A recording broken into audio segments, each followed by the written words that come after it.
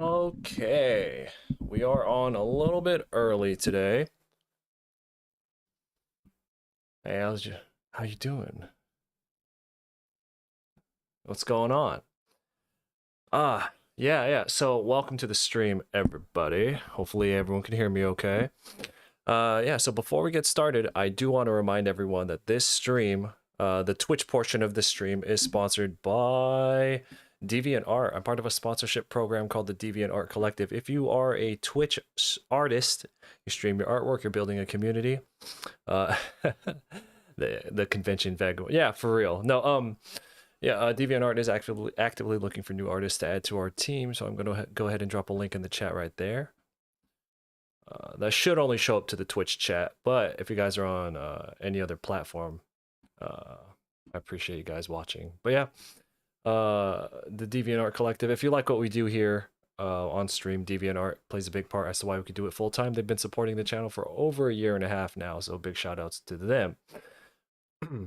Also, I want to remind everybody that my online shop is available, is up, and I do have prints available if anyone's interested in some original concept art and or some fan art. It's all available to you guys there. But yeah, Cosmo, what's going on? I wish I could make the chat a little bit bigger. It's hard for me to see it. But anyway, so today I'm feeling a little bit better. I know yesterday, boy, were we in a mood yesterday. So, Platinum, what's going on?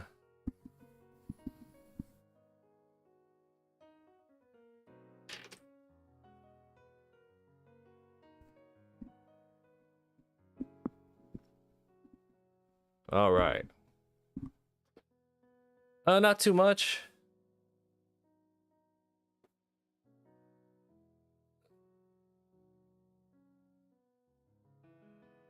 We're just gonna hang out in the sketchbook today. Good old fashioned stream.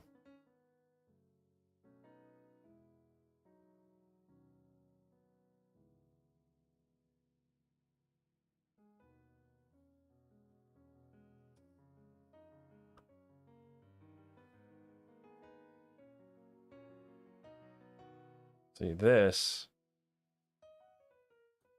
I'll have to foreshorten that.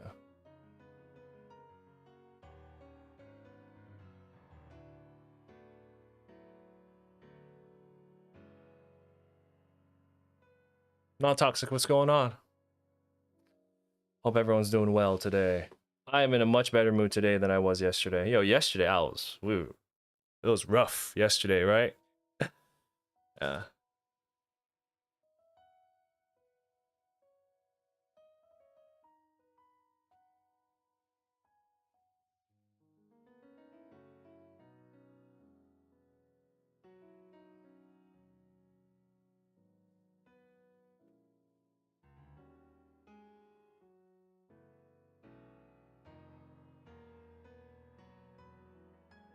How's everyone doing today, though?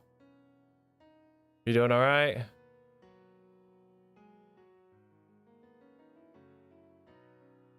In the shits of school, are you talking about like literally, or like your grades like literally, like you're in the bathroom right now, or like grades be suffering?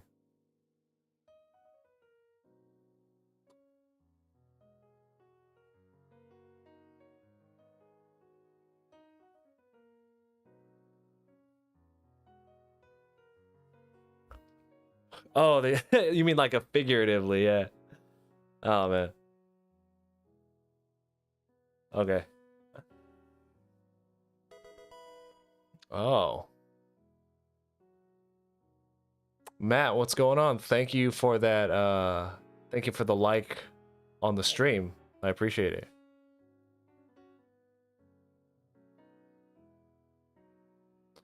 So what is it that's giving you trouble? What specific topic is it that's giving you a hard time? Is it just kind of everything in school, or all your courses, or whatever? Or is there something specific? I can't offer help because I'm not really good at anything.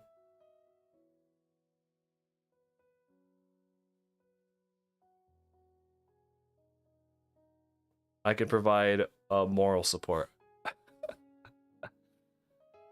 Uh, your hair is better than mine. Yeah. You know, I've the last time I got a haircut was in June 2019. And since then, I have only chopped a total of, I think, 3 inches off my hair. So like 1 inch at a time, like on 3 separate occasions, is what I'm saying. So it's taken me quite a while to grow my hair out.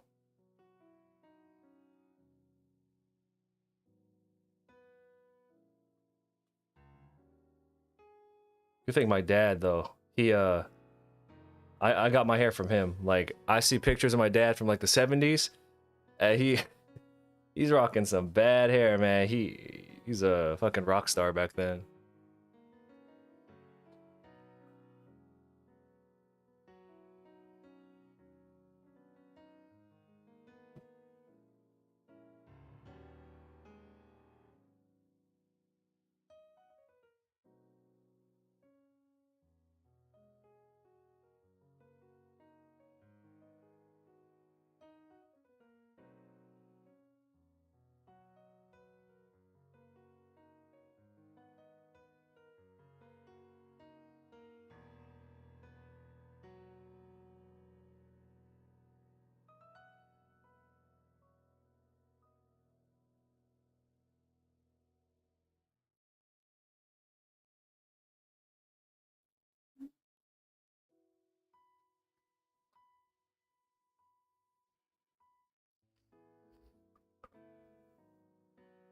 When's Ragnarok coming out?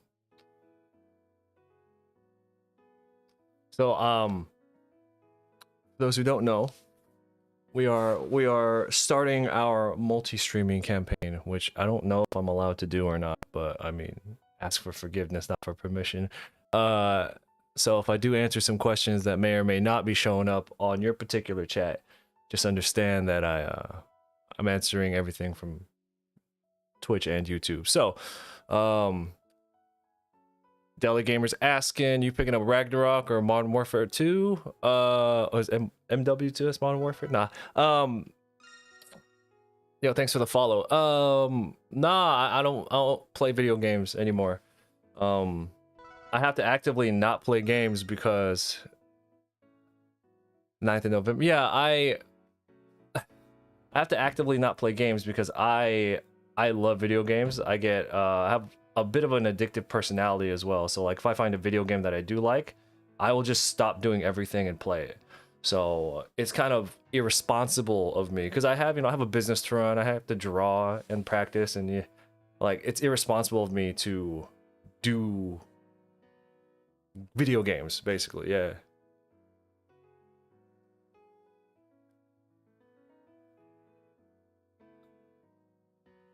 Look.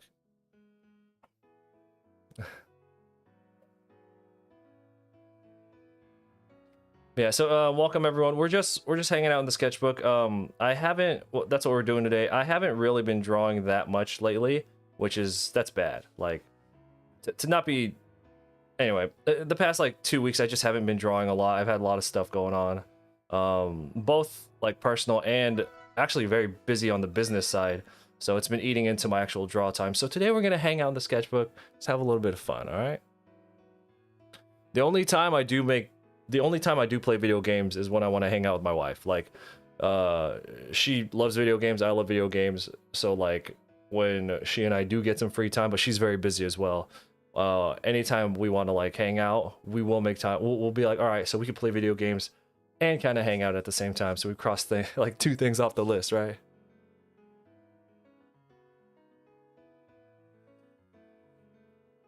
Zach says, I believe multi isn't allowed. Yeah, I know, but it's whatever.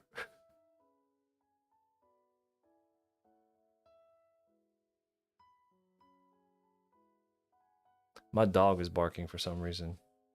Hold on, let me go see.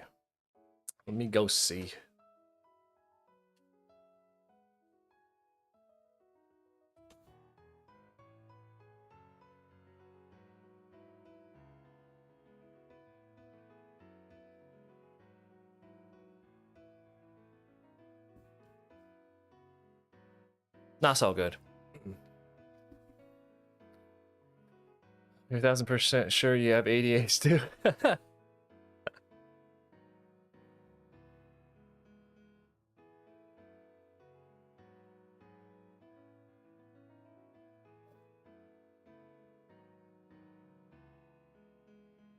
So it's just like, are you bad at taking tests? I know some people are just bad at taking tests.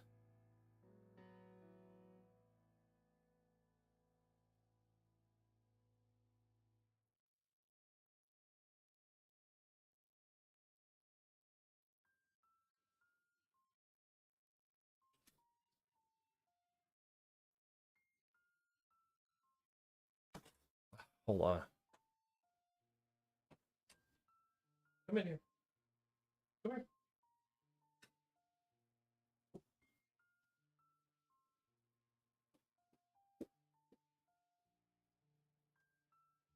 So we picked up a new puppy the last week. Hold up. Come here.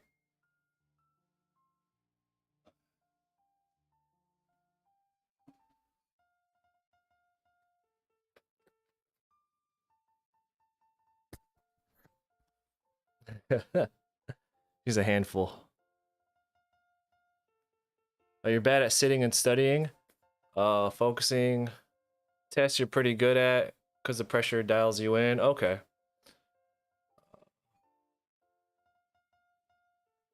But it's the whole study part, right? There's some people who are just bad at taking tests, you know.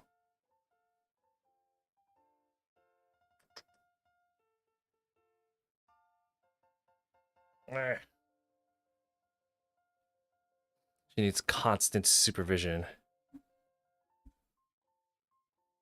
Sit right here. Come on. Right. We're gonna multitask.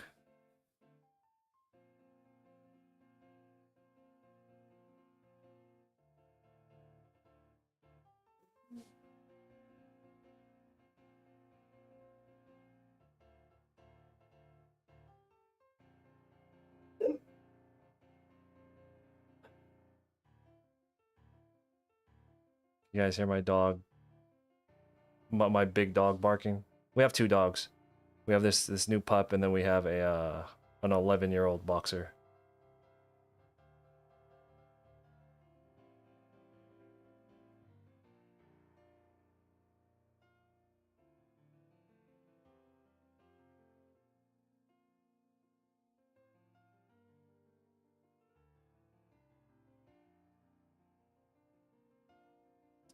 I was always actually really bad at taking tests, but I'm good at studying. Like whether it was in high school or college, or I went to a technical school as well for automotive because that's what I did before I started drawing.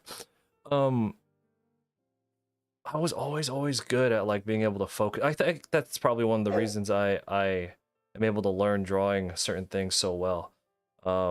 I'm good at studying. I'm good at focusing. Like I know how I learn. My dog is barking because she probably needs to go outside, use the restroom. So I am gonna take like 10 minutes. My bad, this happened so early in the stream, but I'm gonna take 10 minutes to go to take her out for a walk. But until then, for those of you who do have channel points, go under the chat box in the, if you're in the Twitch chat, we are in the Twitch chat. We are doing a community channel points challenge. If by the end of October we could raise, I think it's 50,000 channel points, we'll do a 24-hour bug study. We'll find it. We'll take different kinds of bugs, probably suggestions from the chat, and then do a 24-hour stream and do some studies. So if you're on another platform, hop on over to the Twitch if you want to contribute to that. Otherwise, I'll see you guys in like 10 minutes, all right? That.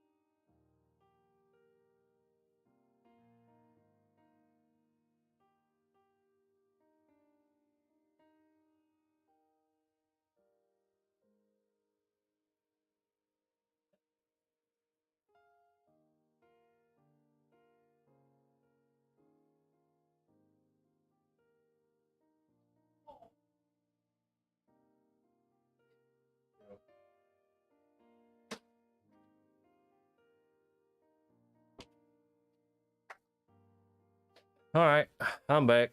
What did I miss?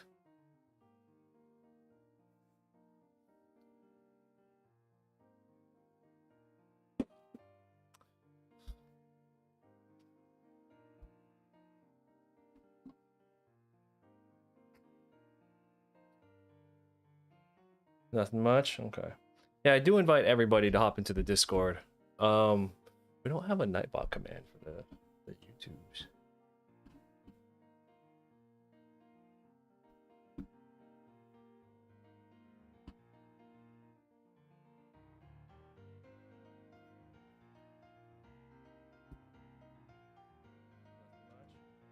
Yeah, I do invite everybody to hop into the Discord.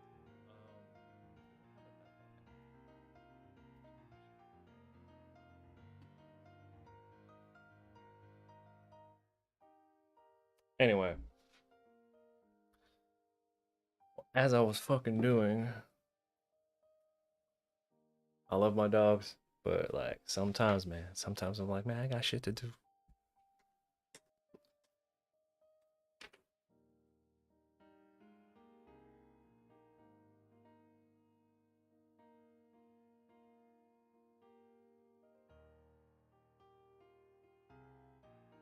They always pick the most inconvenient time to like need something.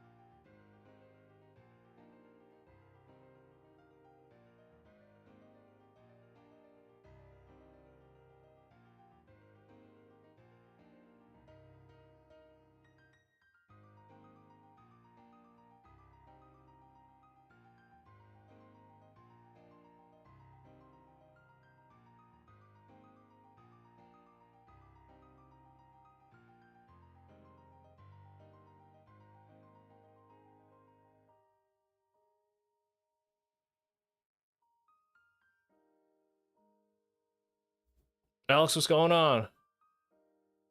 I'm doing well.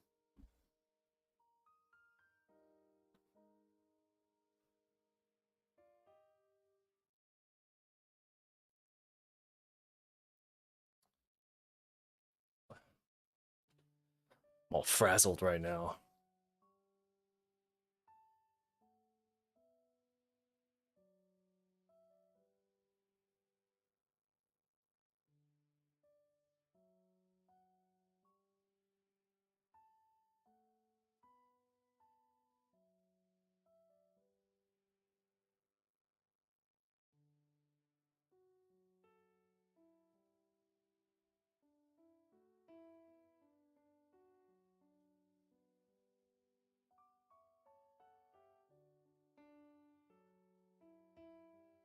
So what's everyone got going on right now? I'm just like in the zone, and then again, I love my dogs, but I was in the zone and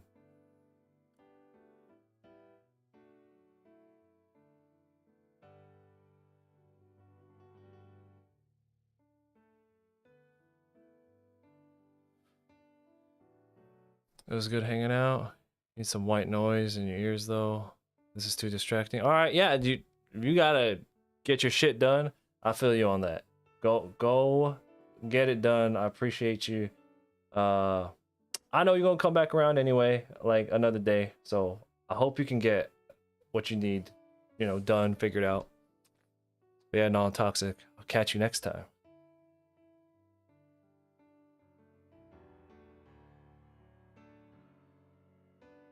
1, 2, 3.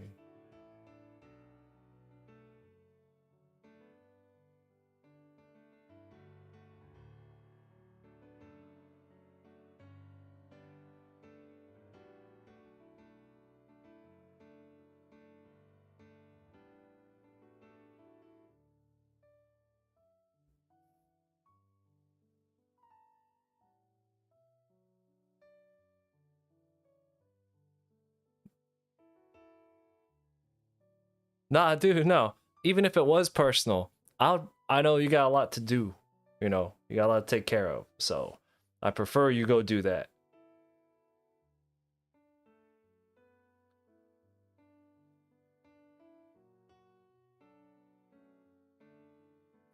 So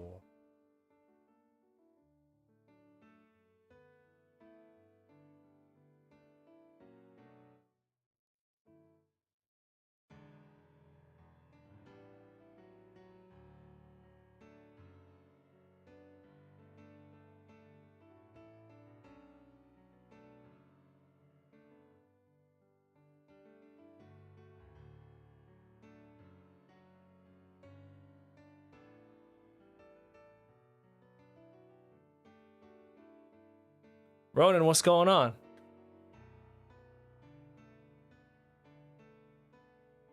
So anybody, if you're in the Twitch chat, we have a community channel points challenge, which I haven't done one in a while, but if you click underneath the chat box, the Twitch chat box, you can see where if you can raise as a community 50,000 channel points by the end of the month, which shouldn't be that hard, honestly, because I know a bunch of you are sitting on a shit ton of channel points.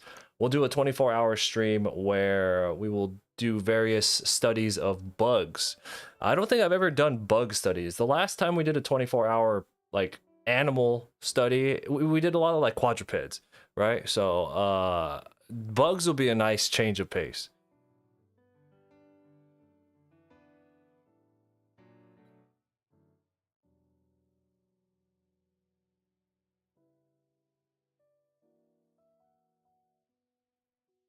Ronan, what's going on though, man?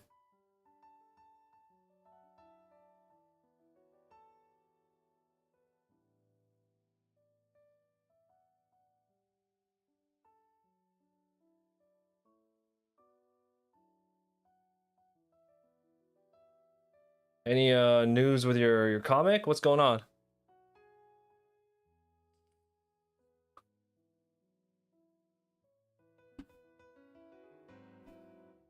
We're working on Inktober. What's the prompt today for Inktober? You guys know I don't partake in Inktober. So who here is doing Inktober? Also, did anybody here go to Lightbox Expo? That's the question.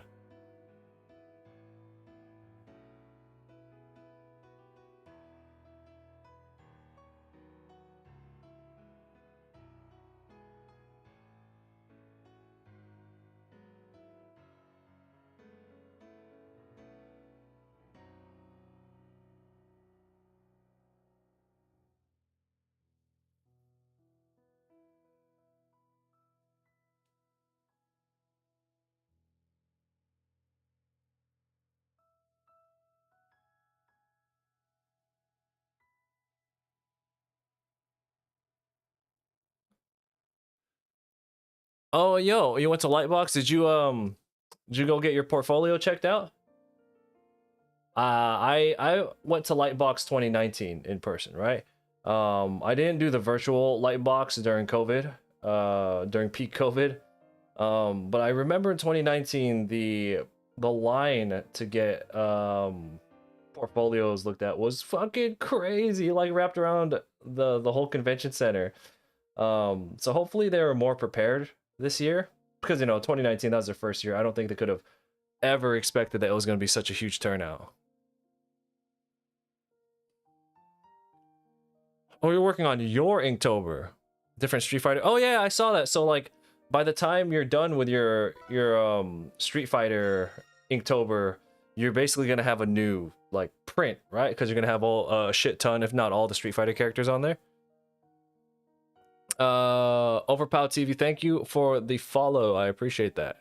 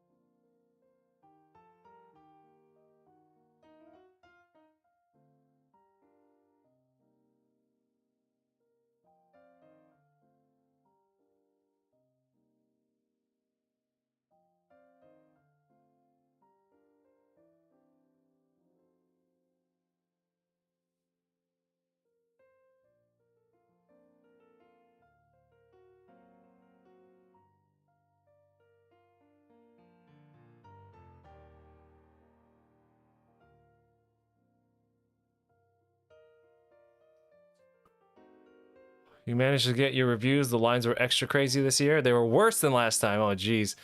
Overpow says, finally got to catch a live stream. We love the YouTube content. Tell you a lot before jumping into the cons. Yo, thank you so much for checking out the YouTube channel and the YouTube series. Speaking of which, the new episode, and I dropped a link into the Twitch chat. And if you are on YouTube, just hit the channel and you could see it. So the new episode of my YouTube series is out. It's the Twitchcon episode. I had an artist table at Twitchcon, but I also was part of an artist panel. It wasn't my panel. I took part in a panel, but it wasn't my panel. But the episode does focus around me setting up and selling at my table and different things I had going on in the business. But it also does have snippets of the panel in the episode. So if you guys want to give that a click, give it a like. I'm trying to revive the YouTube channel. Like, I'm in this place where like I really for some reason it hit me. I was just like, I've been invested in regards to social media for my artwork, because, you know, guys, I started drawing in 2012. I started getting serious on social media around 2014.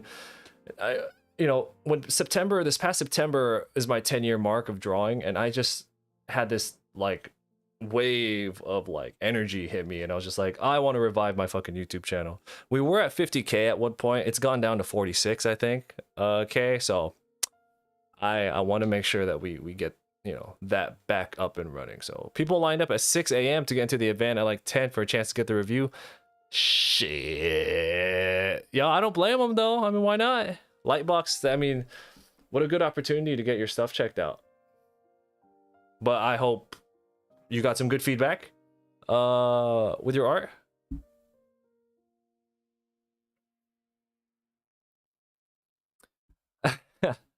Nah, dude. Yeah, I avoided the foam pit. You know, I don't have a Twitch lawsuit, a TwitchCon lawsuit, or who was the one running the anyway, we're not gonna get into that, but TwitchCon in regards to sales actually went really well, surprisingly well. Completely bodied TwitchCon 2019 sales, but I mean, after so many years, you would hope that you have like exponential growth in your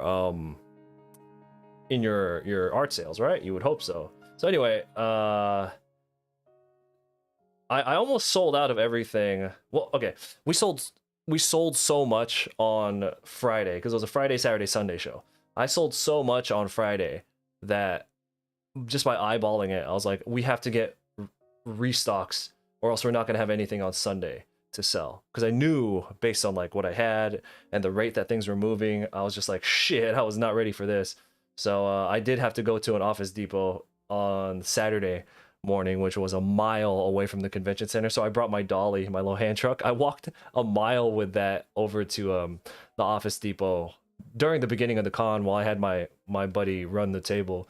So I was there for like 2 hours. I got the prints, and then I had to lug them all back another mile back to the convention center. But anyway, it was a good show, man.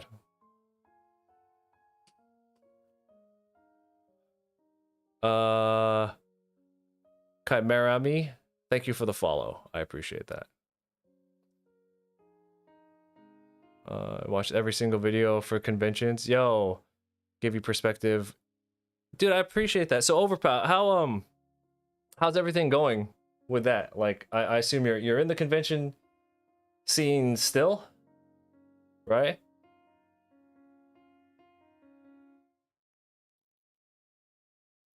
I've taken quite a step back. I do miss those con paychecks though, which is why I'm still doing like the bigger shows.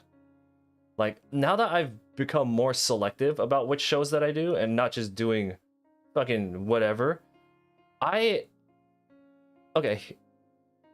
Before Twitch, I was doing like full-time cons. And I was just doing whatever the fuck shows I could, which is in itself good, because then you get, you put in the footwork, you put in the work, you get your stuff out there. But in regards to like performance, I think because I'm getting a little bit more rest and I have more time to prep in between shows and I'm only doing big ones, like my numbers are going up and I'm not doing as many shows and I'm not nearly as tired and I still have time to draw. So my strategy now of only doing big shows is really starting to pay off. Like, yeah. Did I get a new camera? Nah, this is the same camera that I use when I'm out in the field. Well, I got a new camera during 2020, you know, but nah. Speaking of new camera, I am waiting on some new stream equipment, and you know, this looks cool, but I'm really picky about how I want my stream to look. So I will be upgrading the canvas camera that we have right now, but I'm waiting for that stuff to come in. Yeah. Amar, what's going on? You contributed to the challenges. Oh, well, appreciate it. Again, if you're in the Twitch chat, we are having a community channel points challenge where if you guys can raise, what was it, 50,000 channel points as a community by the end of the month, we'll do a 24-hour we'll do a 24-hour study stream. Bugs. Study some bugs.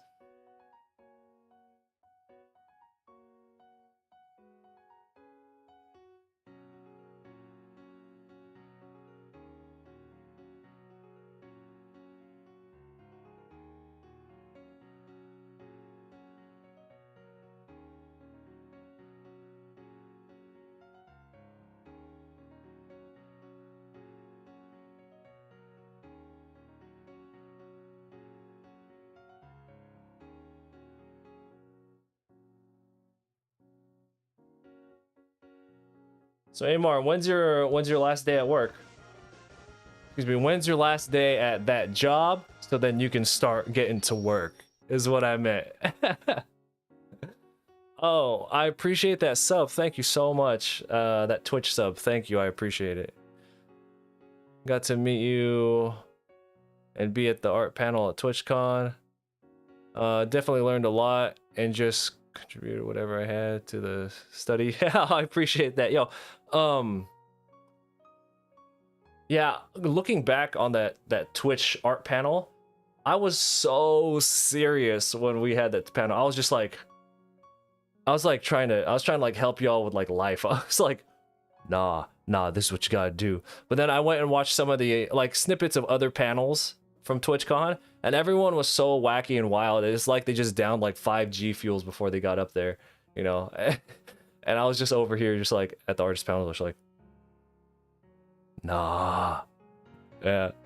Is that, yeah, hell yes, Evo hoodie. We picked up, so I had it. Oh shit, I had an artist table at Evo, a couple, what was that, like 2 months ago? Feels like forever ago. And we picked up this design hoodie in 3 different colors. We got the purple, a gray, and a light blue. Yeah, it's just really cool.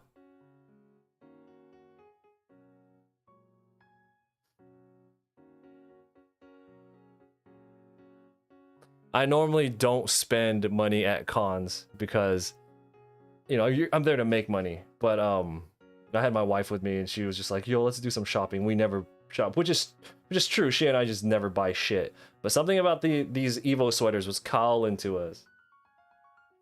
And I didn't even buy any merch at TwitchCon. I wanted to get a TwitchCon sweater, but like 2019 TwitchCon, the merch booth, the official Twitch merch booth, was in the same area as the artist alley. But this year they changed it, and the merch booth was like downstairs in the exhibitor hall. And I was just like, nah, that's like too far. I was like, that's hella too far.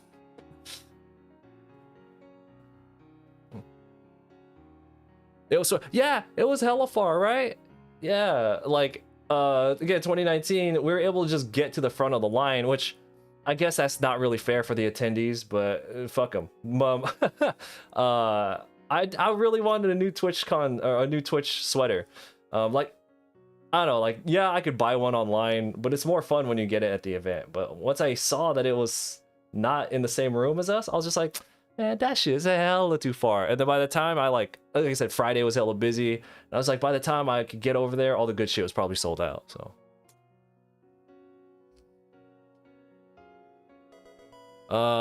Annie 5000 says, must be hard drawing with a brush pen. Oh, like you drop it like that.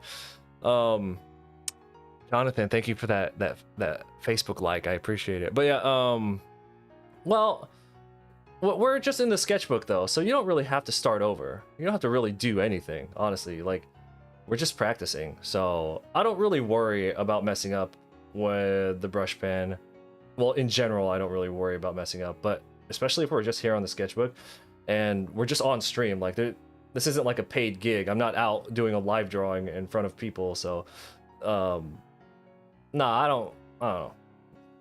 I never get worried about that. You shouldn't either. None of you should. Like, if you're fucking around in your sketchbook, you should never worry about that stuff. You should go have some fun. Experiment.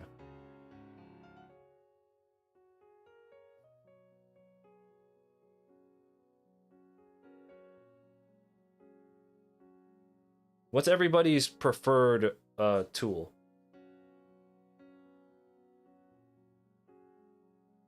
So anyway, like I said, I haven't been drawing a lot the past, let's just call it like 2 or 3 weeks. I've been sketching a little bit here and there, but I haven't been like hardcore drawing. Outside, like once we finish the League of Legends drawing, it's just been like business for me. It's just been like handling the business side. And I am like super rusty. And yesterday we had a really rough stream yesterday where I was just like getting real angry because I couldn't draw. But I'm feeling much better today. Yeah. Evo was good. Evo was hella good, dude. I sold out of everything. Like I left like 2 hours early because Evo sales was only 2 days, and I had to leave like 2 hours early on the second day because I was just like, I got nothing to sell. Like I only had like some 11x17s, so like the potential money I could have made might have been like $40 or something, you know. So I was just like, you know, let's just dip. So yeah, Evo was great. Evo's one of my favorite shows. Evo, Anime NYC, and Twitchcon. All of them are third, fourth quarter, I guess. Shows. Third, fourth quarter in the year, I mean. And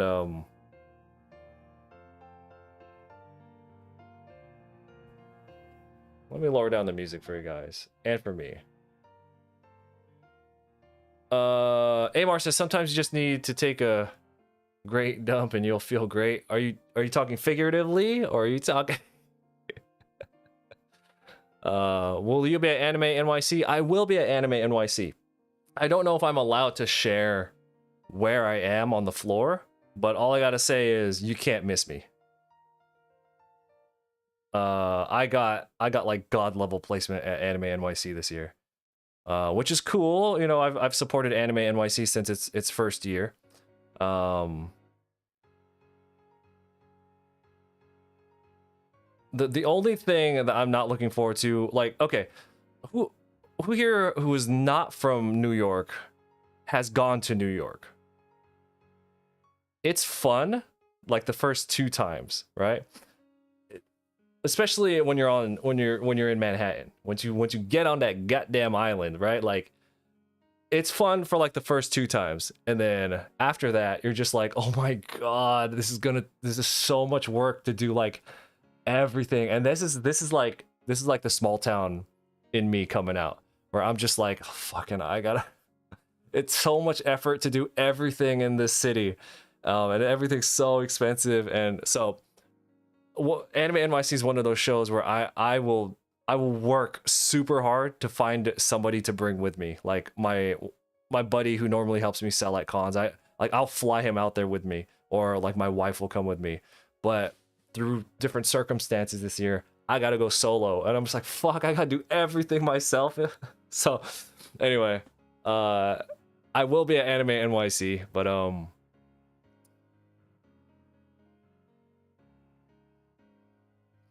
it is very dirty. Yeah, there's just like piles of garbage everywhere, and then there's scaffolding everywhere.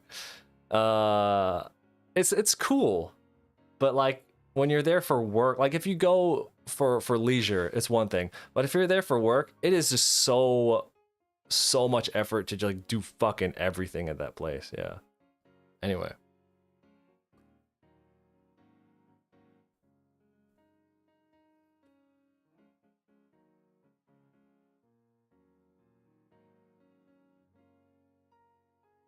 My buddy hit me up. He's just like, hey man, you want to split a room? And I was like, yeah, let's do that, because this shit's hella expensive there. He's like, all right, so it's like on the other side of Manhattan, right? It's like this much money. I'm just like, nah, fuck it. Vulture Guy says, Voltergeist says, I'm from New Jersey and I avoid it except for hangouts. You do get used to it though. I'm sure you get used to it, right? Of course, you get used to everything. But I'm just, you know, I'm not from there, and I just want to go to the con. Like the novelty of the city, from a traveler perspective. Me, you know, I'm not a native. I'm just a tourist. The novelty of that city is gone, and I'm just like, I just want to go to this con, make some money, and go home.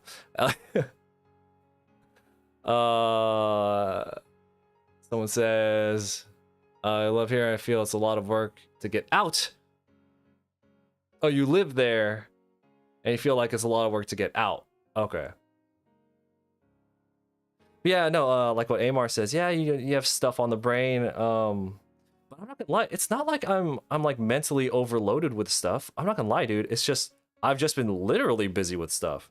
So on top of some family issues that have been going on, and I'll just keep it real with y'all. Other than that, the business is doing really well, and that has required a lot of my time and attention. And then we just had TwitchCon, and you know, so it's just life, business, you know, owning your business. That's what it is. But I'm happy to be here on stream and hang out with you guys and get back to drawing. Speaking of which, I will be doing another reason I've been kind of tripping out about like being rusty with my art and my skill level, feeling like it's dwindling a little bit just because, you know, out of practice. But I have a live drawing at Anime Expo Chibi, which is in November. It's the weekend before Anime NYC. So Anime Expo Chibi in Southern California, I have an exhibitor spot there, and I will be doing some live art.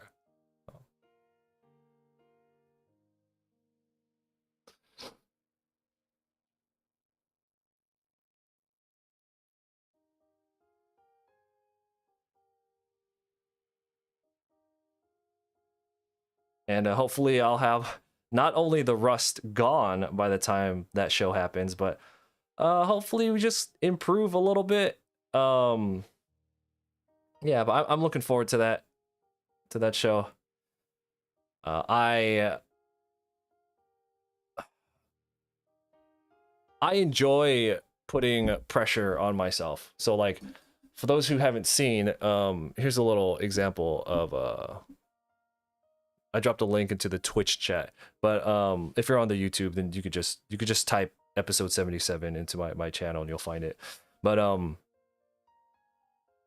you know, doing those live drawings at shows, it puts me, it's very uncomfortable a lot of the times, but I like it. I got to. That's the only way to grow. And I did a live drawing at like a food event, I guess, like a food festival, I guess is the best way to describe it,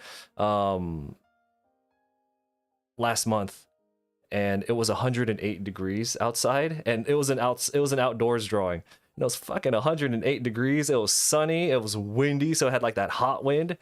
But so I'm looking forward to oh, Vulture Guy says the scaffolding makes everything look the same in the city. Yeah, but I remember the first time I went to New York, and I was just so captivated by everything there. You know, I'm from California, and I've moved around, but I've never, like, the biggest city that I existed in, that I lived in, was Chicago for a little bit. And even then, that's nothing. That's nothing compared to what, like, being in Manhattan feels like you're in a different country. It straight up feels like a different country. Also because everyone there's an immigrant, so you're just kind of like, you feel like you're literally in a different country, right?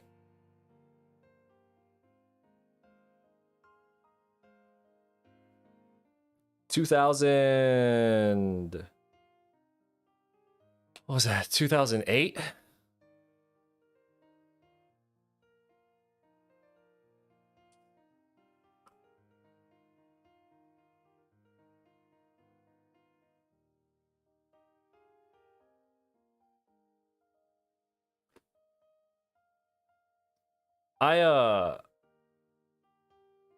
Speaking of Chicago, I am on the fence about signing up for C2E2 again.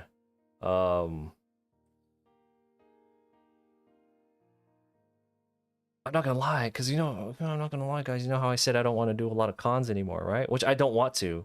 So I'm not gonna be doing them like all the time, like every weekend. However, my performance at cons the past just this year, it's been astronomical. Like I'm just like, I want them paychecks again. You know what I'm saying? I was just like, yo, man, I'm doing real well at cons this year. Like, I don't know, maybe it's because I'm not tired and I bring a better vibe, you know? Like, I have more of a I don't give a shit vibe when I go. But man, this paychecks have been so good. I'm just like, give me those con paychecks. Yo, hey, Vulture guys, thank you for the follow. Yeah, I appreciate that.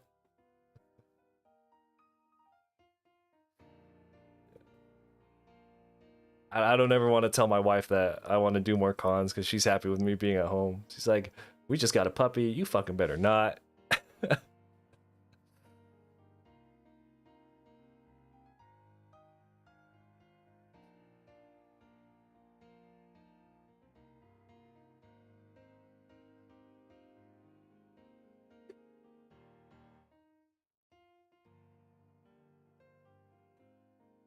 Ronan, I don't know if you're still here, but do you have any conventions? Are you eyeballing any conventions at all in the near or distant future?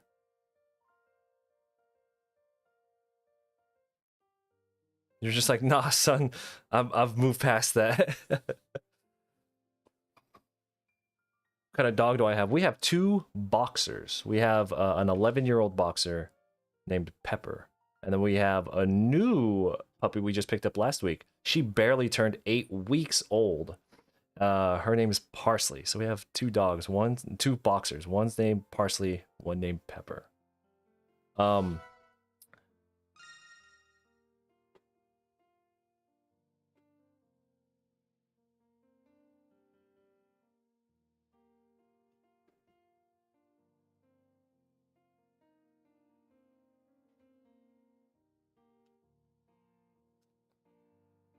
Stepped out completely for 2022. Yeah, I was, I stepped out 2021 because I was worried about what they were going to be like when they came back. But I'm going to tell you, man, they've been good. That's crazy. They've been good. What you got for 2023? I have Level Up Expo in Las Vegas. Hopefully, I'll get back into Evo next year. Hopefully, I'll get back to Anime NYC next year. Hopefully, I get back into TwitchCon next year. I'm pretty sure I'll have Anime Expo for next year, but it's not like in the bag yet. Just, Julia, thank you for the follow. I appreciate it.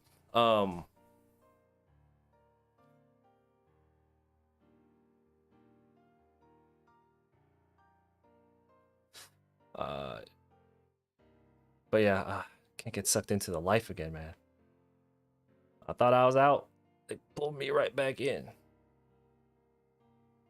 It's like intoxicating having giant rolls of cash in your pocket. Did I tell you guys about when I almost lost all my money in New York? I almost lost all my money and my mobile Cintiq in New York. I think it was 2019. That's how you're only going the shows that are money or fun. Yes, exactly. Yeah, that's how I am right now. I'm just like, if this con is gonna be fun, I'll do it. Or if I know that it's gonna be big bucks. I'm a little upset that Denver Comic Con, or whatever the fuck they're calling themselves these days, because I know they got bought out by FanX. Yeah, that's another 5-digit show for me, and it's just like it's the same weekend as Anime Expo, and I'm just like, well, that sucks.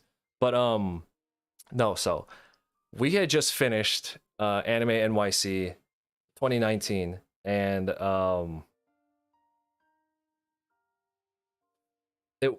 we had a flight to catch. So the con ended on Sunday. We had a flight to catch on Monday morning, and we were just like, man, if we go to sleep, we're gonna miss our flight. So let's just stay up all night, even though like we're hella tired from the con. And so we stayed up, and we were just like, like super out of it, right? And then I guess in our like delirium, we took it. We did get our taxi, and we got to the airport. I left my backpack in the taxi. My backpack had my mobile Cintiq in it, the Mobile Studio Pro. with a lot of sensitive information on it. And then I'm not gonna lie, I had a roll of cash from the con. I'm talking like thousands of dollars in like one big roll. I know that's irresponsible to keep it in like a roll like that, but I didn't have time to go to the fucking bank and deposit it, right? So then I was just sitting there at the airport like, oh, what have I fucking done, right? So we asked the people at the airport like what we can do about it, and their only response, which fair, is she straight up was just like, I don't know, man, that's New York, I don't know what you want. And I was like, fuck, man. I was like, okay, that's fair, like that's my fault.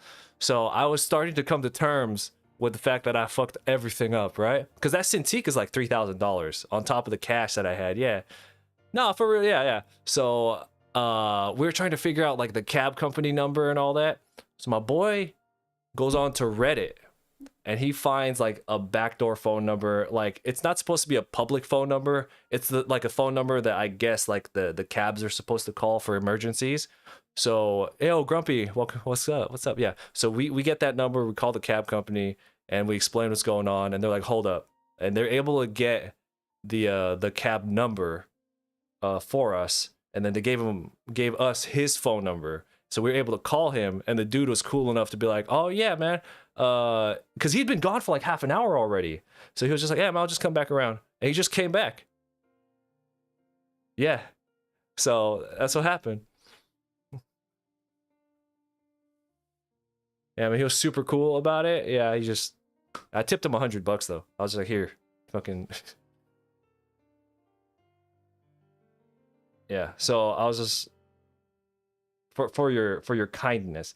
First off, he didn't even have to answer his phone. You know what I mean? It would have shown up as a weird ass California number, and so the fact that he answered it in general, you know, and then he was just like, oh, I got you, and you know, he could have also been like, oh well, I don't know if I can make it back, and then just hung up and then just took everything that was in there, right? Like, yeah. No, I know that's not supposed to happen, but anyway, that's what happened. Yeah. Did he know what was in the bag? No, but I mean, like, if I was tripping out bad enough to call him,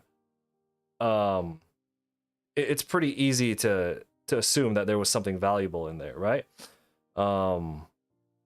And nah, it was exactly where I left it. He didn't even touch it. He didn't give a shit. He was just like, all right, here you go. I was like, all right, cool. I'm gonna reward you for your honesty. But I mean, like, I'm not gonna give you too much money. Anyway, that's what happened.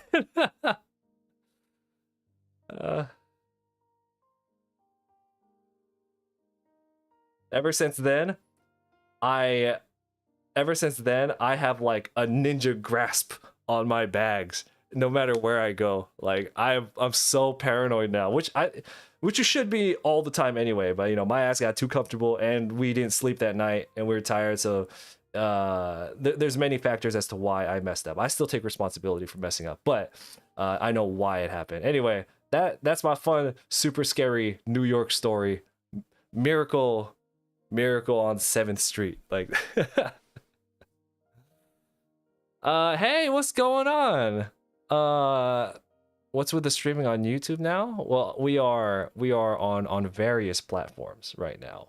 We're just trying something out. Yeah. So you can pick and choose which one you want to use, and I appreciate all of them. I am on a bit of a campaign right now to revive my YouTube channel.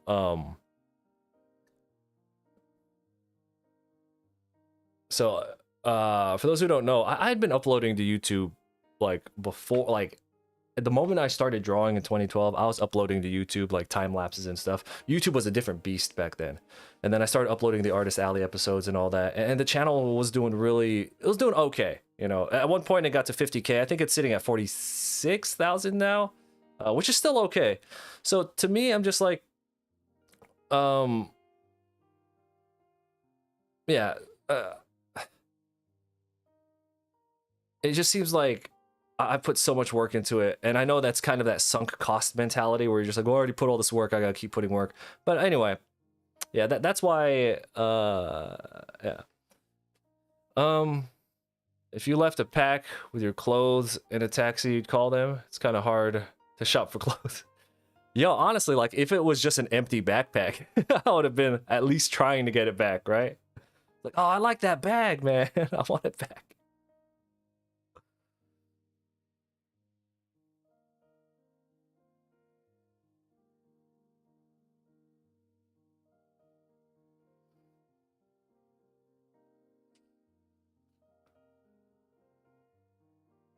More okay. I'm just gonna be straightforward with you guys about a few things with the YouTube series. For those who don't know, if you're on YouTube right now, then you know. If you're in the Twitch chat or the Facebook chat right now, well, if you're in the Twitch chat, I dropped a link right there where you can hit up the YouTube channel. So, I have some new stuff coming in that's gonna make editing and shooting a lot faster. Because I'm not out at cons all the time. I was wondering if you guys would be interested. I'm gonna make a couple episodes anyway, but I just want to kind of get a gauge here. Who would be interested in me shooting more like in-office videos where I kind of go through? Because, you know, anyone who's a full-time artist, you got a packed week. Everybody has packed schedules. Busy, busy, busy. So we're gonna be doing more like in-office. It's like the Artist Alley vlogs, but like in the office. You know, like a studio vlog, yeah. Because I'm always doing shit here. And okay, you guys want to know? You guys want to know? Be honest.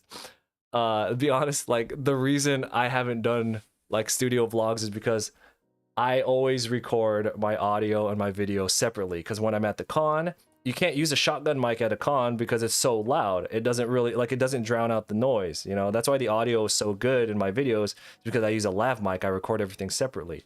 But editing all that together, the video and the audio, editing it together is a fucking pain in the ass. And I was just like, I don't want to do this. So I finally bit the bullet, and I have a shotgun mic coming in, and that will make, you know, recording things here in the studio a lot easier, because then I don't have to sync everything together. I'm not gonna lie, like that's like the main reason. I was just like, this is gonna take way too much time. But if I can do everything at one time, even if the quality isn't, audio quality may not be as good. Anyway, that's what's happening, and I'm gonna do it. I'm just curious if anyone would be interested in that. But yeah, that's what's gonna be happening with the YouTube channel. Again, as part of my campaign to kind of revive it.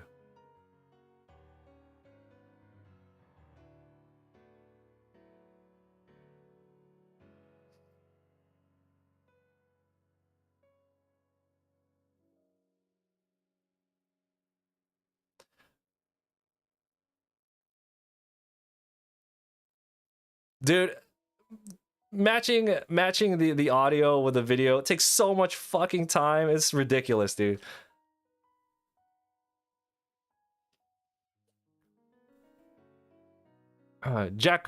Giacomo says it's cool to see you live.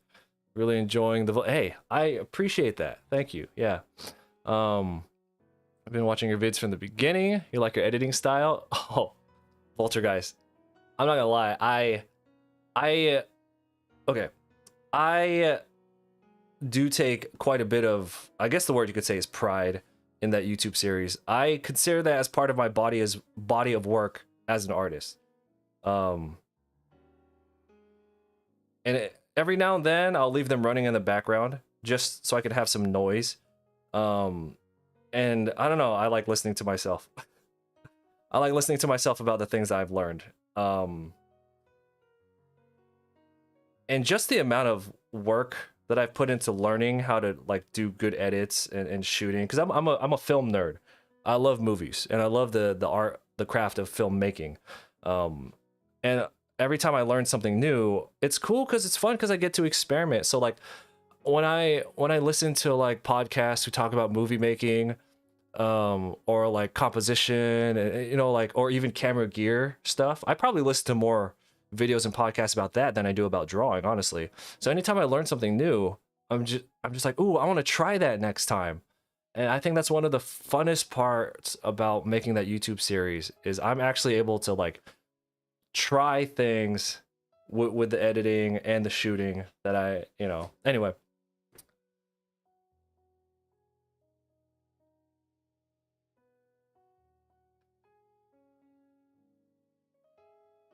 I've been watching. Oh no, I already read that. I don't think you understand any new content is good. I don't really care what you do. You'll watch anything, Shrimp Tank. So I've been again as part of the campaign to revive the YouTube channel. I started repurposing all of my old time lapses. So we over the past however many years we've been trapped because of COVID. You know, I have churned out so many sketchbook pages and so many different time lapses of just like different things we've done, and I have all of them saved, and I'm repurposing them in disgusting portrait orientation, you know, so that I can put them on Instagram Reels and TikToks and YouTube Shorts. Disgusting. Vertical is disgusting. Anyway, I've been repurposing them and then releasing them on YouTube 3 times a week consistently for about 2.5 weeks now. Every time I upload a short, I lose like 5 to 10 subs. Like you can see in the analytics, it's just like, all right, there's no uploads this day. Here's the upload with the short. Dip. Nothing. Upload the short. Dip. I'm just like, oh shit. Yeah, so I've experimented with the shorts. No good. So I think the only things that are going to be uploaded to the YouTube channel now are going to be like vlogs, vloggy studio stuff. Yeah. Anyway.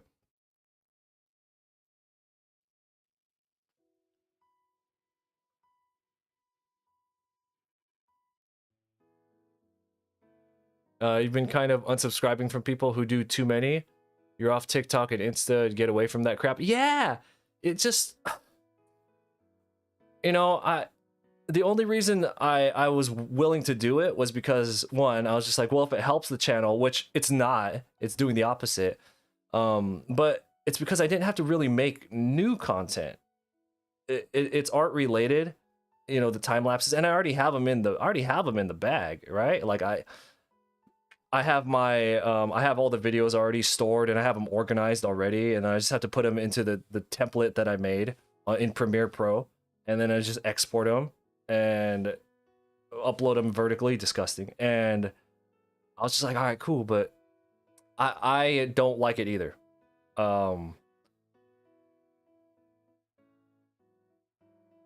I went onto some like Reddit forums, or yeah, and there were people who upload like 20 shorts a day, like every day. And I'm like, what kind of garbage are you recording where you're able to create 20 of anything every single day? Like that's some bullshit. Like that's garbage, dude. Again, if you're able to do 20 quality pieces of content a day, more power to you, you know, appreciate you, whatever. But it blows my mind, and I'm like, nah, son, like this.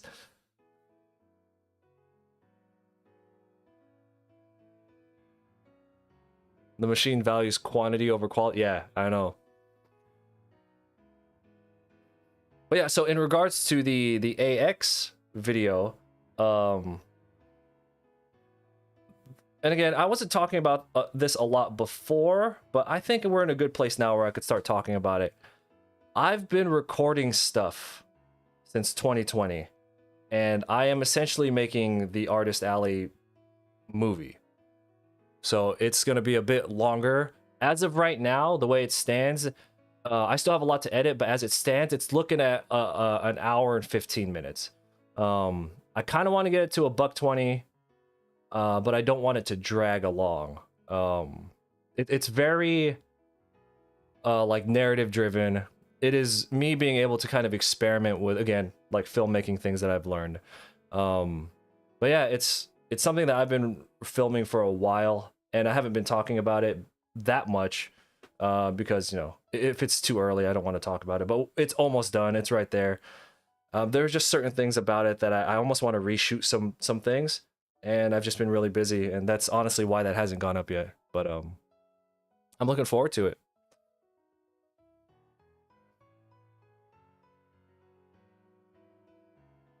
And I really hope that when I drop it, you guys can give honest opinions about it and everything. And we'll do a watch party here too, because CT, what's going on? What's up?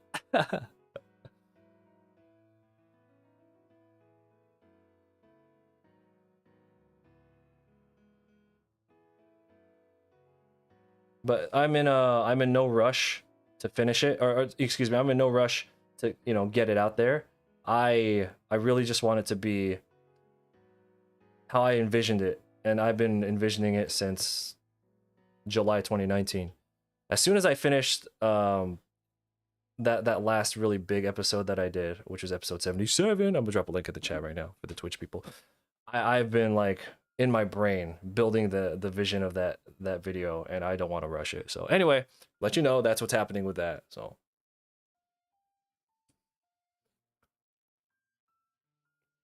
Robo, what's going on?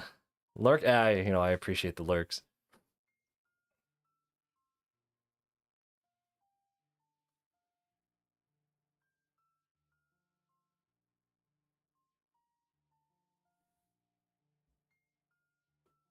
I think the knee would be sitting about a little lower right here.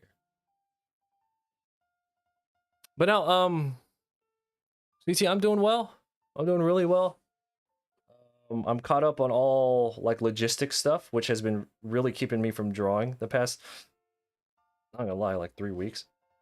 I'm caught up on like everything, which is great. And then we do have a new puppy, which is keeping me really busy, but not like deathly busy. But I'm in a good place now where I feel like I'm catching up on everything. I'm able to draw. I've been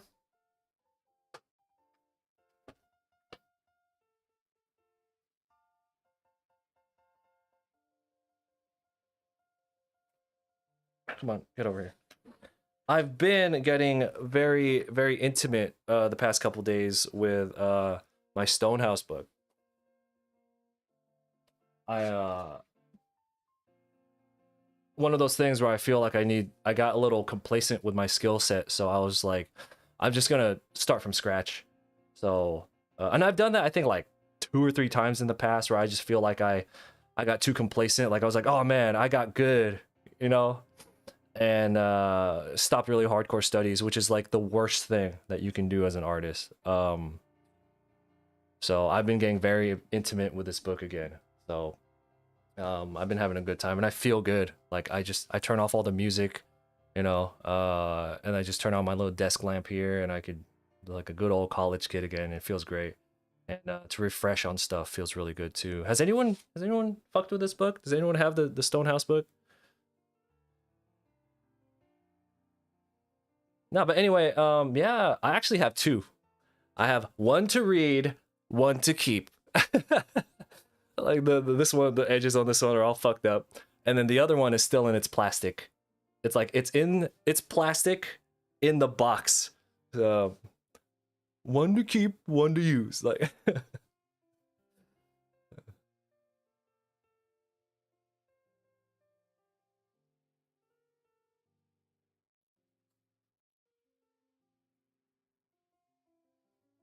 you crack it open every so often. Yeah. Again, like I went through it thoroughly, like the first time I got it, which was like 2 years ago, and then I'll flip through it when I need like resources from it, right? But I haven't deep dove into it since.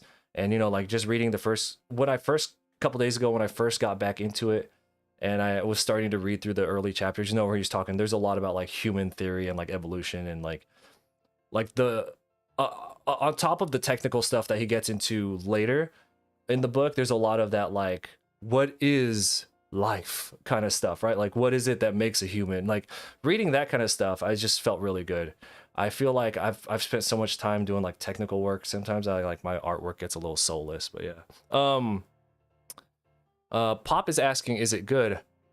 It's good enough so that I bought two of them. Like no, but like I bought two like at the same time because I knew it was gonna be fire. So no, this is good. But after I get through with this book, I'm gonna go back into my favorite book, which is Figure Drawing for All It's Worth by Loomis. That is hands down still my favorite book. I might just be biased because it was like the first art book that I ever went through, and I feel like I learned so much. So I don't think I could be objective about like is it better or not.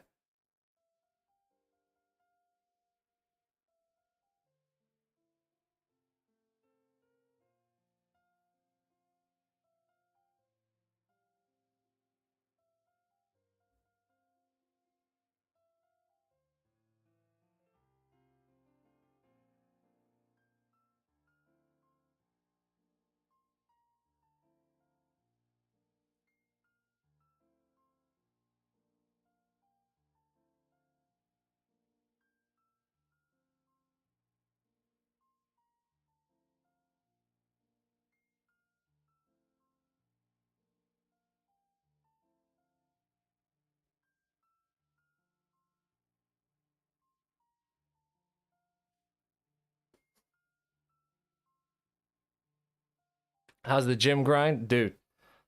All right, so I'm supposed to have my triple Spartan race at the end of this week, but I'm not going to be able to go because I have I all unexpected family engagements that I deem more important. So once that happened, I basically haven't been to the gym in like a week. Once I found out I wasn't going to be running my triple Spartan race, I was just like, well, it's time to be fat. No, dude, I was running so much. I had gotten up to doing 10-mile runs twice a week.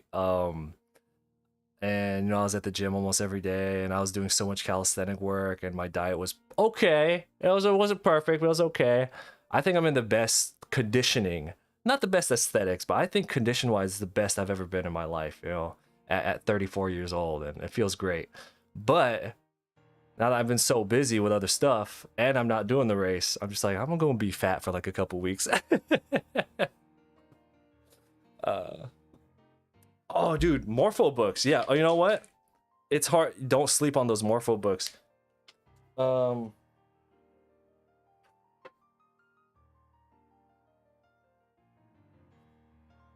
Yeah, I always keep the Morpho books with me. It's been a while since I've deep dove into the Morpho books, but I keep them on hand with me when I need as like as reference or quick resources. But I haven't deep dove into these in a while. So I think once I finish Andrew Loomis's book, I will go back and deep dive into these. I think my mistake over the past like year and a half is I've been using them as quick references and resources and not so much learning tools. And I think maybe that's one of the reasons I've kind of stagnated. But yeah, don't sleep on these books. They're so inexpensive.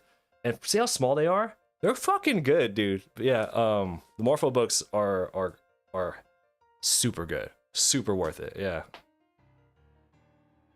How's the gym grind for you? How's the jump roping? How's all that going? When I was at Twitchcon, I couldn't go to the gym, so I brought my jump rope. So I hadn't slept. So Twitchcon was Friday, Saturday. Vulgar, thank you for the follow. So TwitchCon was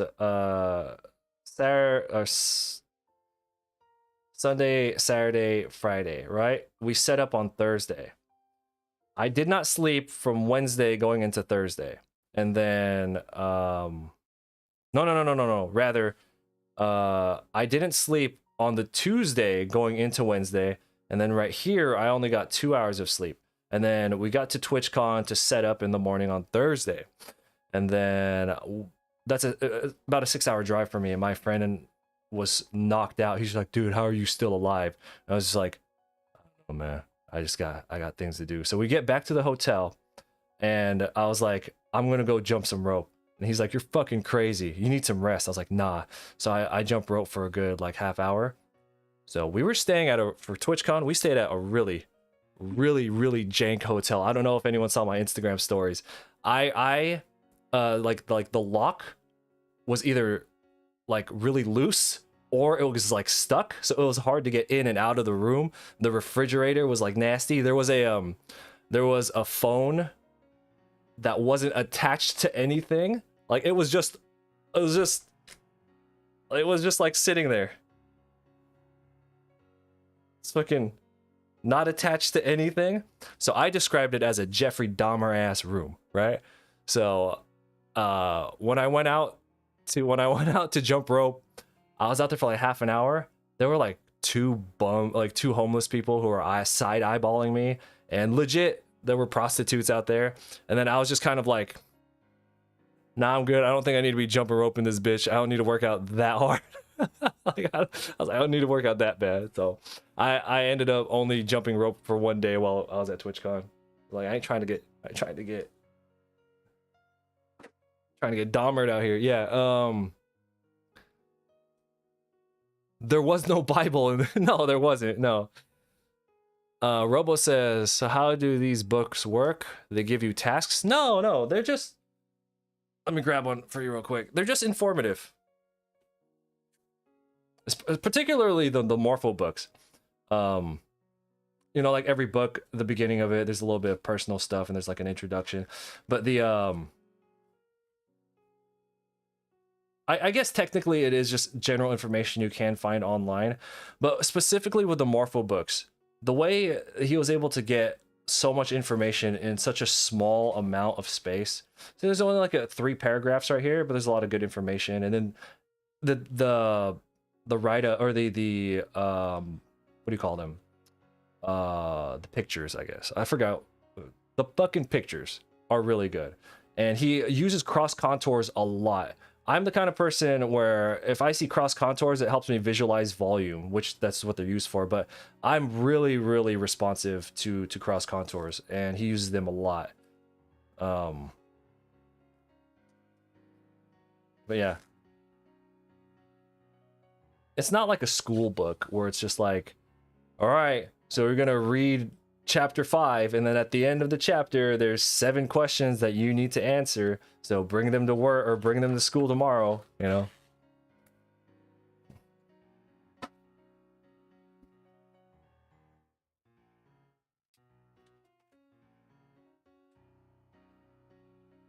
Nah, there was no Bible in that bitch. So and the we're gonna call them night walkers, okay? Because I don't know if I'm allowed to use the word, you know, that I just used. They were just straight up like they were basically naked. They were wearing like fishnet, and like that's it. I was like, nah, I can't be out here, man. Fucking.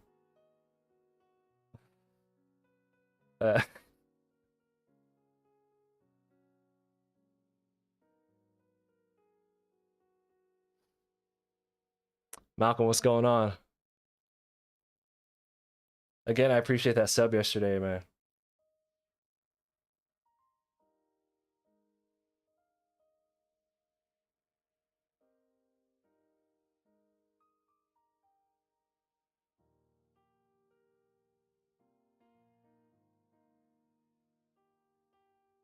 So again, anyone who's in the Twitch chat, we are running a community channel points challenge, and it's been a while since we've done one.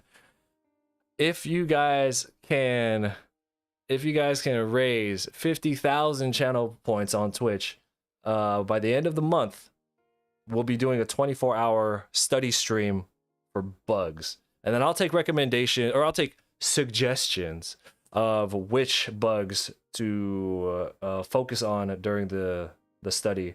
I've never, you know, when it comes to animals, we've done a lot of like quadrupeds, like we've done horses and tigers, and we've done, I guess, turtles, and you know, like, but I've never drawn bugs. We did fish a little bit, but we did birds, but never bugs. So that will be a really interesting one. Yeah. So if you have spare channel points, throw them into the Twitch chat, and well, like it's the little thing below the chat box where you type. Yeah.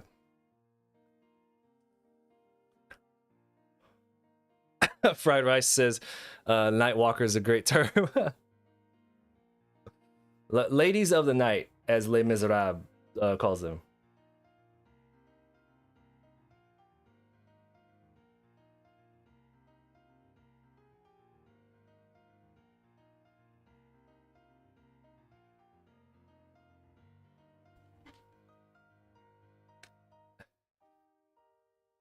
Hey man, I haven't played the Turtles game yet.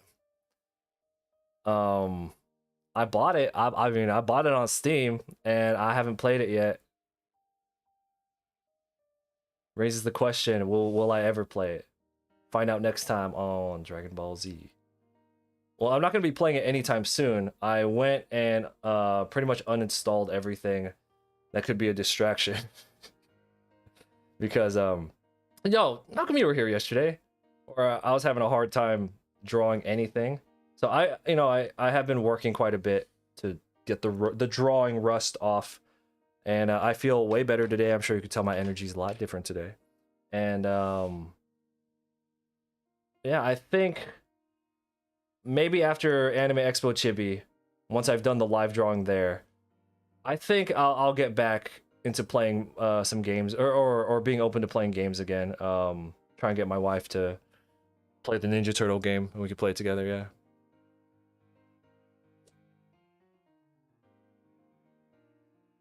Speaking of my wife, is she texting me?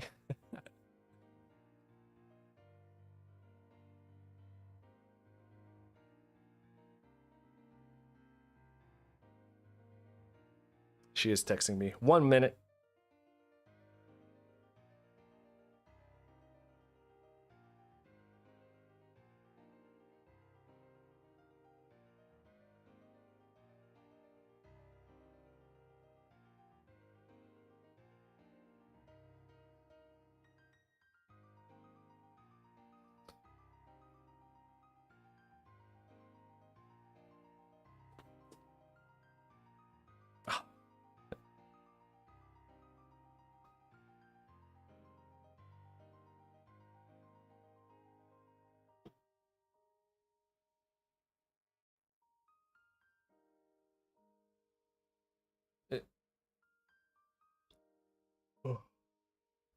You're all turtled up or you turtled out? Is the question. You're like, hell nah, you crazy.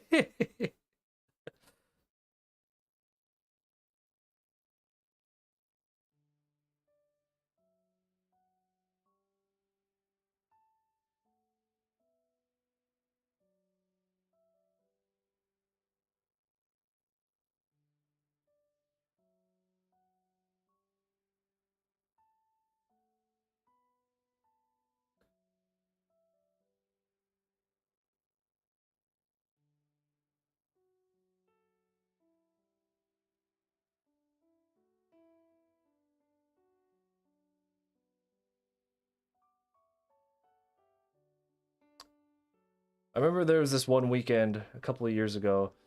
I think it was during like quarantine, right? Where my wife and I we played Pokemon for like 3 days straight. Like we like replayed through I want to say Sword and Shield, and then we played through on the 3DS Platinum. We didn't finish it, and then we started a new profile on our Let's Go games. By the time we were done with that, like the third day, we're just like, I kind of don't want to do anything Pokemon related for a long time. Like, fuck all this.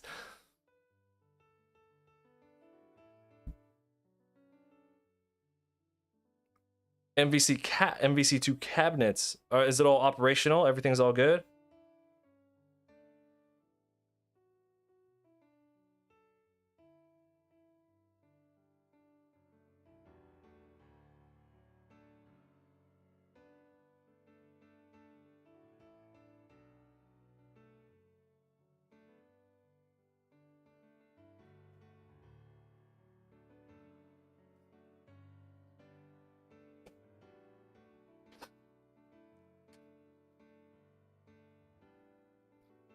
Dude, oh, dude, you know what else is good? You know what else is good?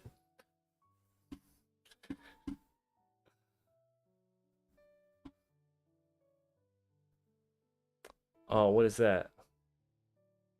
Hold up. I'm gonna click that real quick. I want to see what you got going on.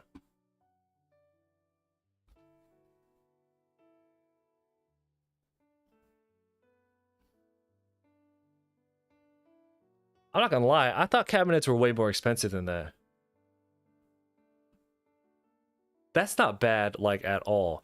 I spent more money on that yesterday, just fucking, like,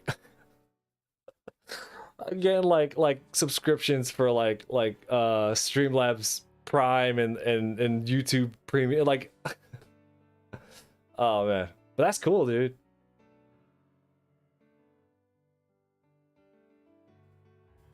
Hold on, I'm gonna read it. Hold on.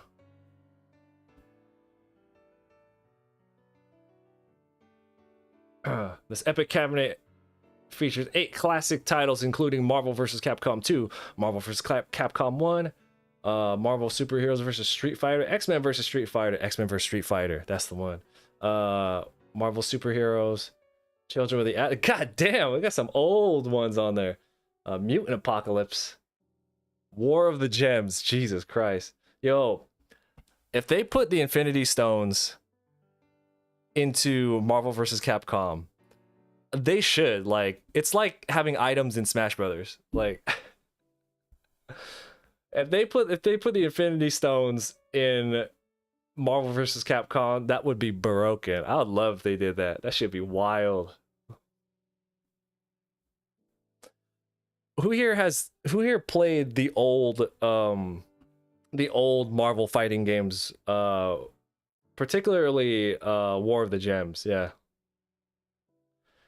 Where you would get rewarded Infinity Gems, not stones. You would be rewarded Infinity Gems like you start the fight. Let's say you land the first hit, you're gonna get, which one is it, random? Like if you land the first hit, is it all random what drops? I think it's the time gem. But anyway, so like if you do different things in the fight, you could earn like Infinity Gems in the fight, and then you could use them, and they're fucking broken, dude. Oh man, I would love if they put them back in. But anyway, yeah. You know what else I love? I love that the Twitch portion of this stream is sponsored by DeviantArt. I'm part of a sponsorship program called the DeviantArt Collective. They are the sponsors of today's Twitch portion of the stream. DeviantArt has a sponsorship program for Twitch artists called the DeviantArt Collective. I'll drop a link into the Twitch chat where you can get some information and go apply. They've hooked your boy up with some good gigs over the past year and a half, because that's how long they've been supporting the channel. So if you like what we do here, DA plays a big part as to why we can do this full time. Also, that is where I upload most of my artwork, because I'm not very active on other socials. So if you want to check out what I have going on, I upload stuff here more than anywhere else. Yeah.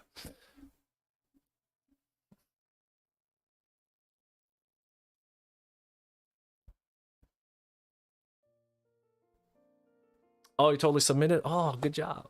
That's cool.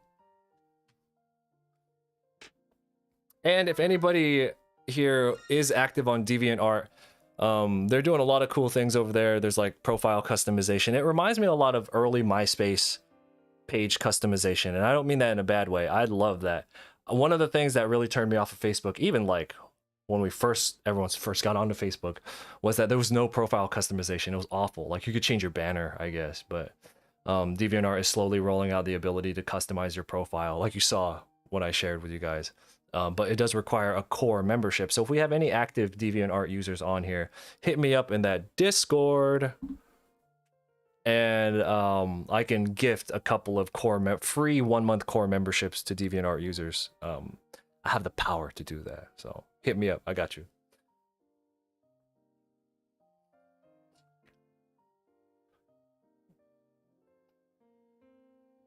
Tony, thank you for the follow. I do appreciate that. Thank you for all the views today. I don't know what's going on. I have been getting a pretty high amount of views on the channel lately. I'm not complaining. I just don't know what's going on. Maybe Twitch is finally like, all right, fine, it's your turn.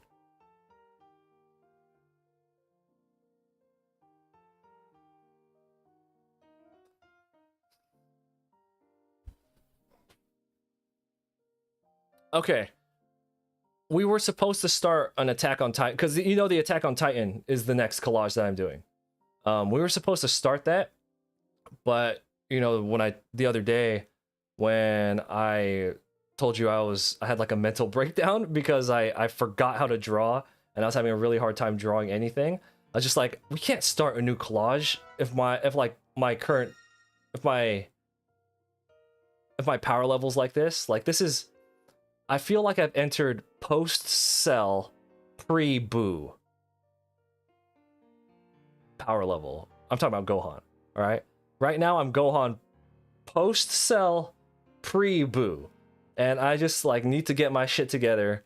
But yeah, we're going to be doing an Attack on Titan one. I'm like, really excited about that. Not like some bullshit. Like, I am actually really excited to do an Attack on Titan every character drawing, yeah.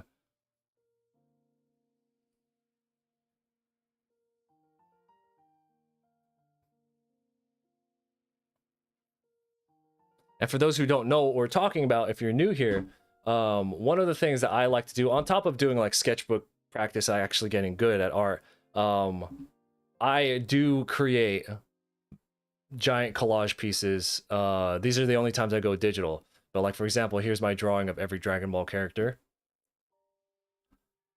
I have one of every Pokemon, and we do all these here on stream. And if it'll load. And then a couple weeks ago, we did finish the every League of Legends champion drawing. This one's great. I fucking love how this one came out. Like, the print of this is like incredible. It looks great. My line work is so sharp these days. But yeah, if you guys are interested, you can command shop, and those are going to be all available in my online shop right now. So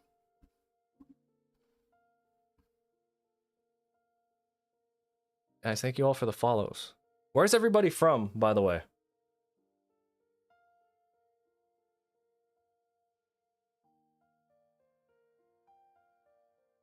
Oh, also, your boy recently got unbanned from TikTok Live.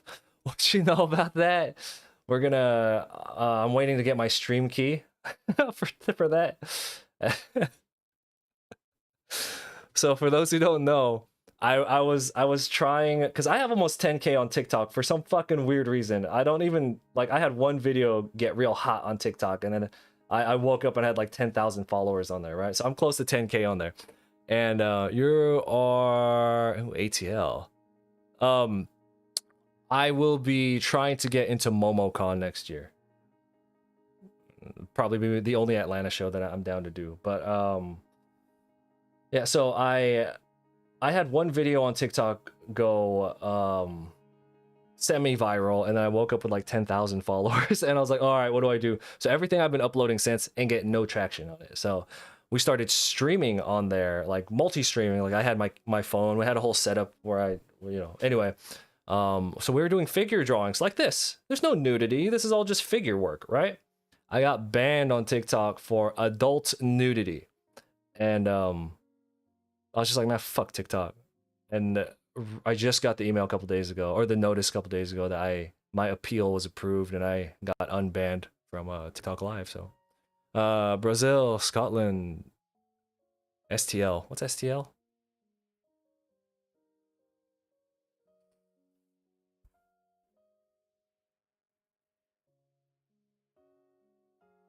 But yeah, so when I get my stream key for that, we're gonna head back and add TikTok streaming back to what we were doing. Even if I have to do it on my phone and just set it up like right here, it's not a big deal, right? And I'm sure I'll just get banned again because some like fucking 12-year-old or whatever on TikTok sees this figure drawing and they're just like, oh no, butts. Even though half of TikTok is like actual people butts, you know what I'm saying? So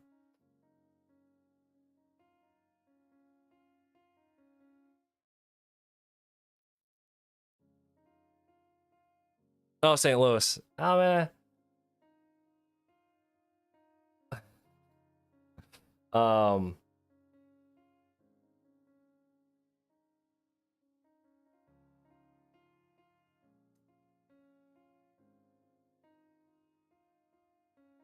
yeah, I don't consume any TikTok. Like I refuse to consume TikTok content.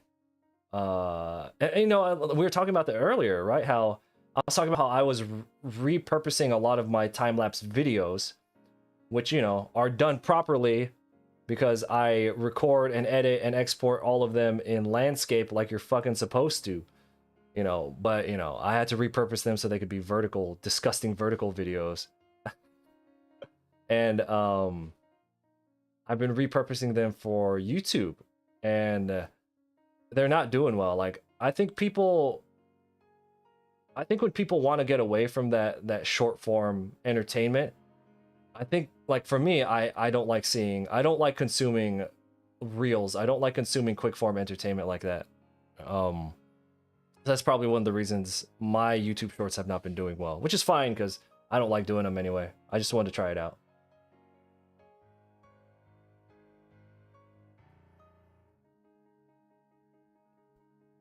Pico says, what's a Pico, by the way? Yeah, a Pico says, I don't like how everything is trying to have their version of TikTok videos. Yeah, man, just everyone's just, they see what's hot, so they're trying to compete, and it's gross, yeah. Ooh, pages 7777. What's up? Seven's like my favorite number. So you have 4 of them.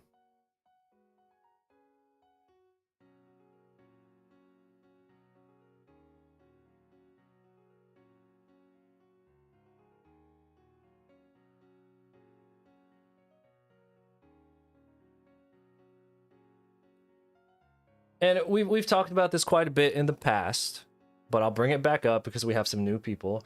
I run a YouTube series, and if you're in the Twitch chat, I just dropped a link right now where you can go check out the newest episode, which is the Twitchcon episode. And I take a lot of, I don't want to say pride, but I mean, call it what it is. I put in a lot of effort into putting out high quality videos. They started off very vloggy, just holding the camera out like this, and but as time went on, I learned a lot more about recording and shooting and editing and all that stuff, and I put a lot of effort into those videos, and they don't get no views, because that's just not what people want. They want that quick form consumption, which is fine, whatever, do what you want. But I've been told so many times by people who are just like, yo man, instead of making a half-hour episode, check this out. I'm gonna do you a favor, right? You should break it down into 3 10-minute videos. Then you'll get way more. I was just like, yeah, but then it's just, then they're not episodes anymore. Then they're just stuff after that.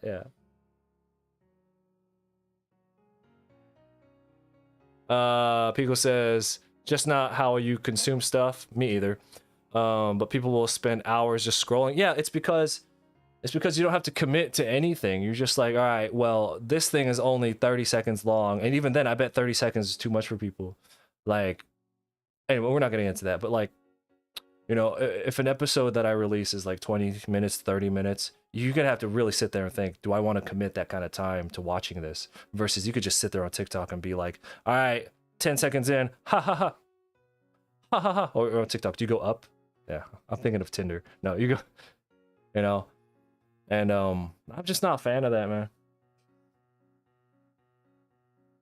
And I'm not a comedian, but like, you don't have to know how to cook to know that food tastes bad. And I'm not a comedian, but I personally don't find screaming at the camera to be comedy. So.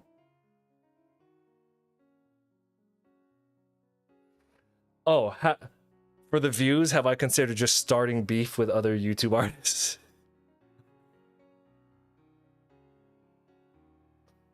Fred, we are actually on both of them right now.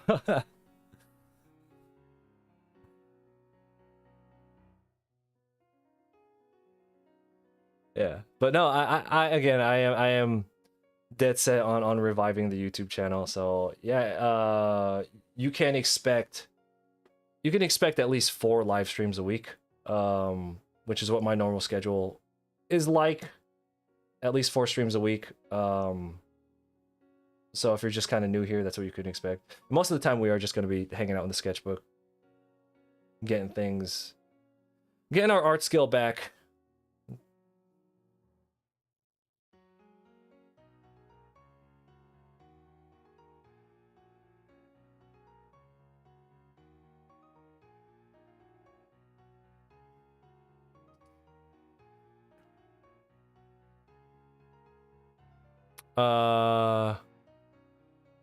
Created says, you enjoy TikTok for what it is, go to YouTube for longer stuff. Yeah, exactly. Like, that's kind of what we were talking about, where if that's what you want, then you go to the platform that caters to that.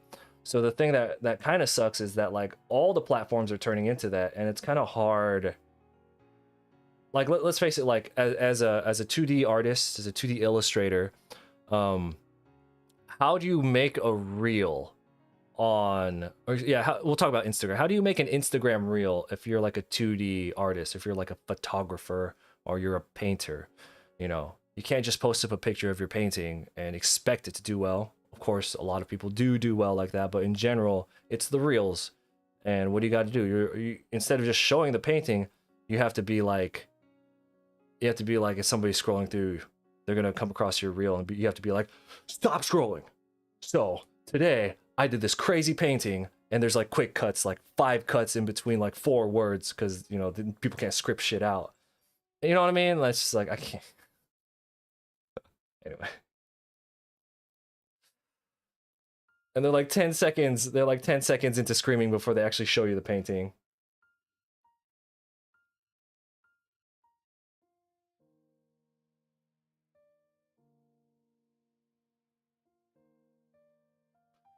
Yeah, I forgot her name, but she made a really funny reel, or it might have been a TikTok. They're all the same. Where she said like she was like, you know, doing like the TikTok dance, and she was like, this is what I do, this is what I have to do to get people to look at my artwork like this. And like she was just like, just had like the just doing that for I think like 10 seconds, and then at the end just the painting itself. It was funny.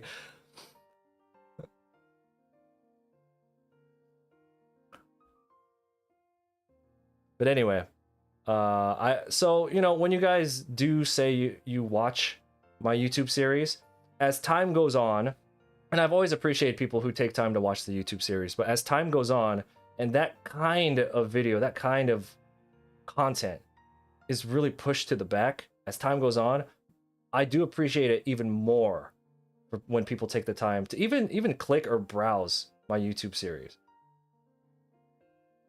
But sometimes those episodes can get a little sad sometimes, you know, like I'm very, very transparent in them about like when something's not going well in like with a con or like with me or something, right? But I do appreciate it.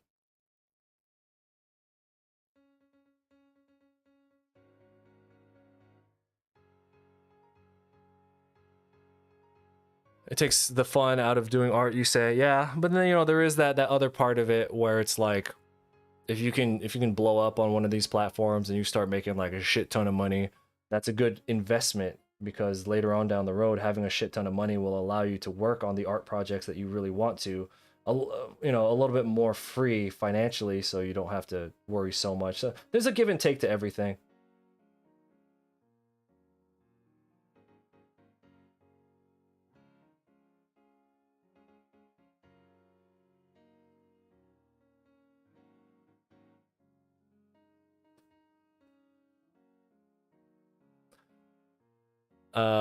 We can start public beef sometime.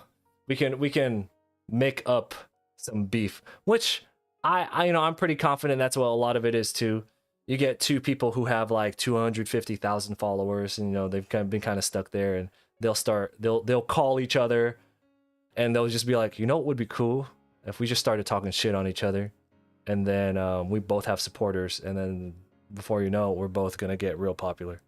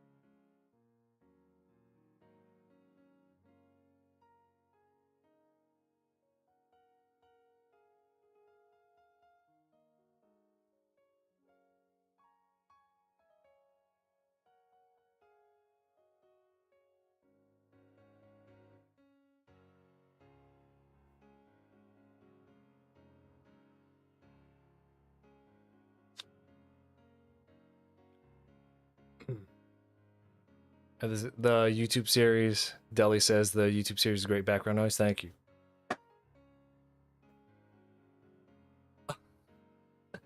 The Black Adam reviews are bad. Well, I mean, what did people think it was gonna be? Did people think it was gonna be like amazing?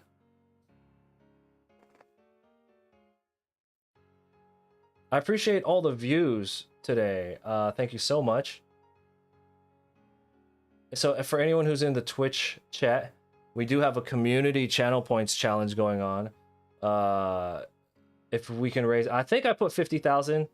I might have like, anyway, if we could raise the proper amount of channel points by the end of the month, which you earn the channel points on Twitch. As a community, if you can raise those points, we will do a 24-hour study stream on bugs. I haven't ever studied bugs, so it's gonna be real fun. Something to add to our skill set.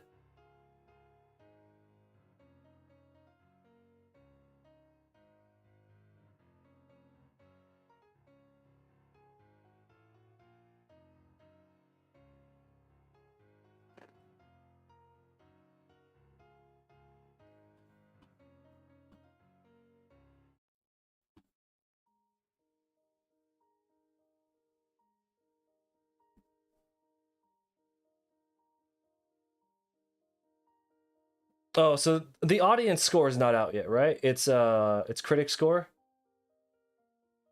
Well, regardless, I am a little tired of Das Rock. Of Dwayne Johnson. He's just kind of in everything. But you know, if I was offered to do every movie, I would do it too. He's just playing Hobbs. He's just I like any movie that he's in, he's just playing Hobbs now. Like that's it. He's just a big dude who's impervious to everything. I'm gonna flex the cast off my arm. Like that, yeah. That was Arnold in the 80s. You think so?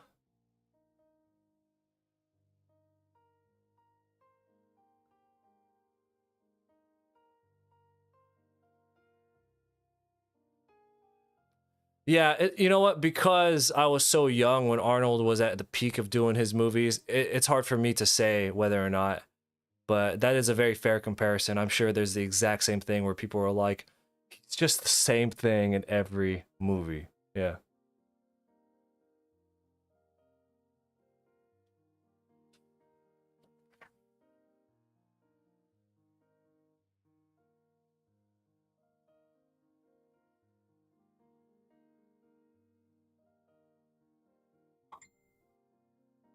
Oh, that's my wife texting.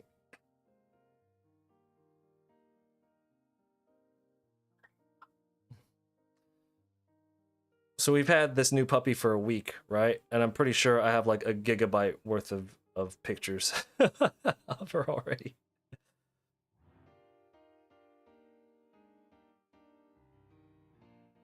Hold on, I gotta text my wife back.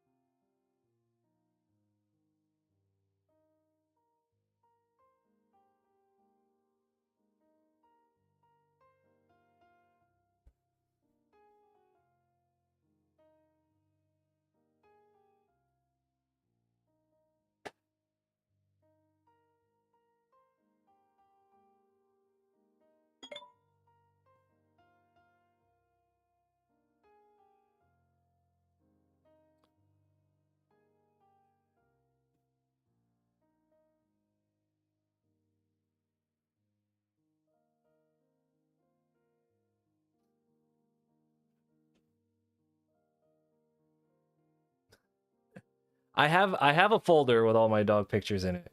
I just have to transfer.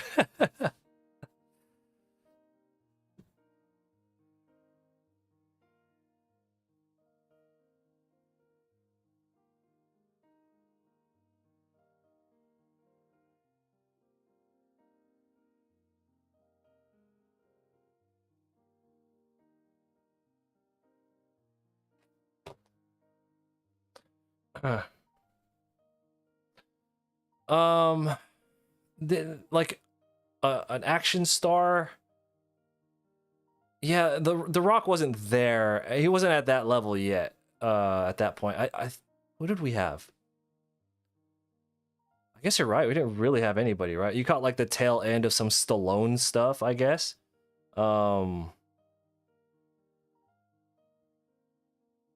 Speaking of Stallone, Creed 3, right? I am a big fan of I am a huge fan of the Rocky series, right?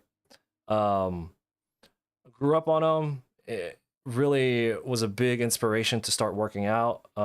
Like everybody else, I had Gonna Fly Now on every gym playlist I had, on my little MP3 player or whatever, when I'd go to the gym, just like everybody else. But I'll tell you, man, I think Creed 1 is good.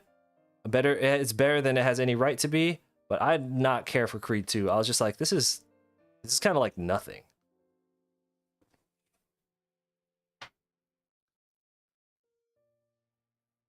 Tom Cruise is the last of his kind. Yeah, he is the last of his kind.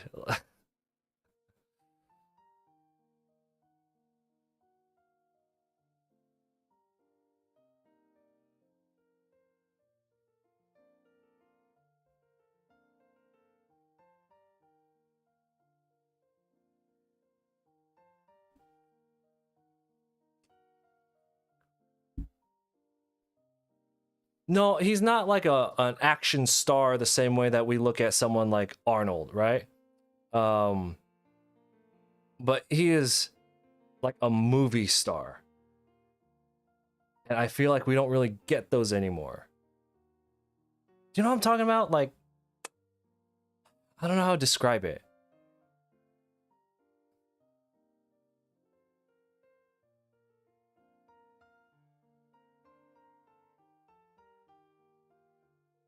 Because now we just have like people.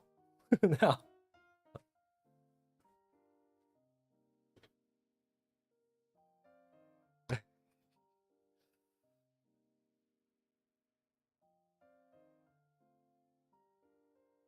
Like, you know how I make gay jokes all the time, right? Where I'm just like, yo, that person's he's on that shit, right? I don't think Tom Cruise is. I think that's just how he is. I don't think he's on that shit. I think that's just how he is. Like, I think he's just so passionate about what he does. And yeah,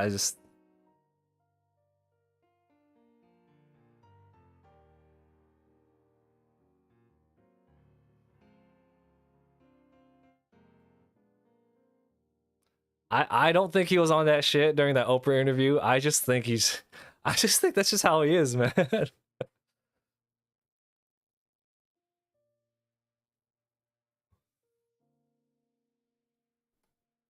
No, for real, like they're all gonna be on something. But I'm just talking about him specifically. Just talking about him. Speaking of being on stuff, did you see that interview that The Rock gave a couple weeks ago where he's talking about how I take great pride in being natural? Like, bro, the fuck are you talking about? I'm like, you're like 60 years old.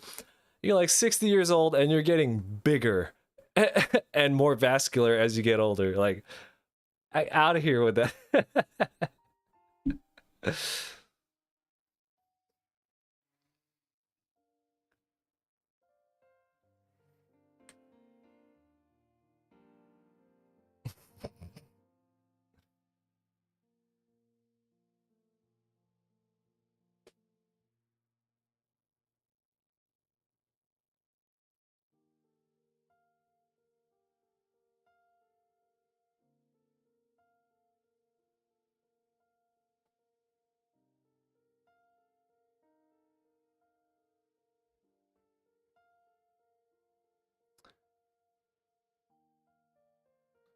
You could have 10 gyms in your mansion, but and I know he's Samoan, right? And I know I've known some Samoans.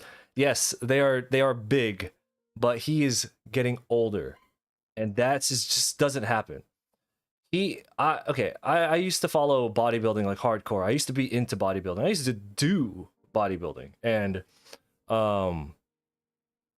like you know, you see professional bodybuilders. You know, when they get older, they can only maintain so much.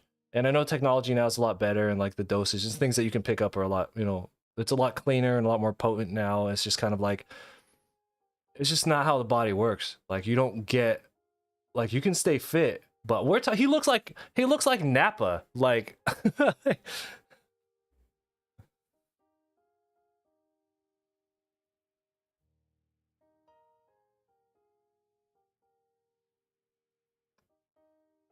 But at the same time, I'm not saying it in a bad way. I think honestly, actors. Okay, what's his name? He's playing Kang. Oh, dude, I like that dude. He's playing Kang. He's in Creed 3. What's my boy's name?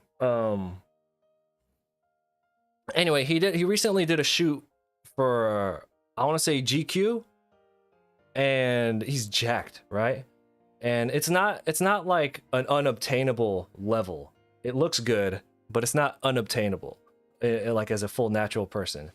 But there was a lot of like discussions about, oh, is he natty or not? And in my brain, I was just like, it doesn't matter. Like if I was an actor, Jonathan Majors, yes, that dude is sick. Yeah, I can't wait to see him in Creed. Like I'm gonna watch Creed. I'm not excited for it, but like I like him a lot. So so people, is he natty or not? And in my brain, I'm just like, who cares? Like if I was a professional actor, and especially if I was going to be in Creed, and then I was going to be the main villain in the Marvel movies, I'd be on that shit. Like I think it's almost irresponsible. I'm not gonna lie. Like I feel like it, like WADA, the World Anti-Doping Agency, they're not gonna come knocking on your door at 3 in the morning and ask for some blood, right? Like this is your job is to look good. As an actor, I don't see how you wouldn't be on that stuff. So I don't mean it in a bad way when I say that about The Rock, but it is what it is. Yeah.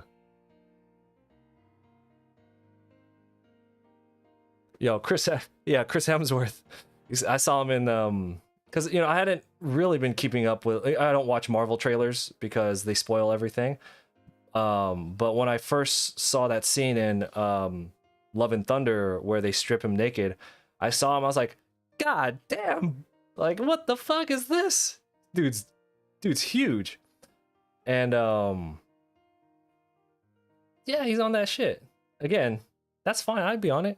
My job was to look good, and my job was if most of my job is literally just to look good, I'll be on that shit. You'd be too.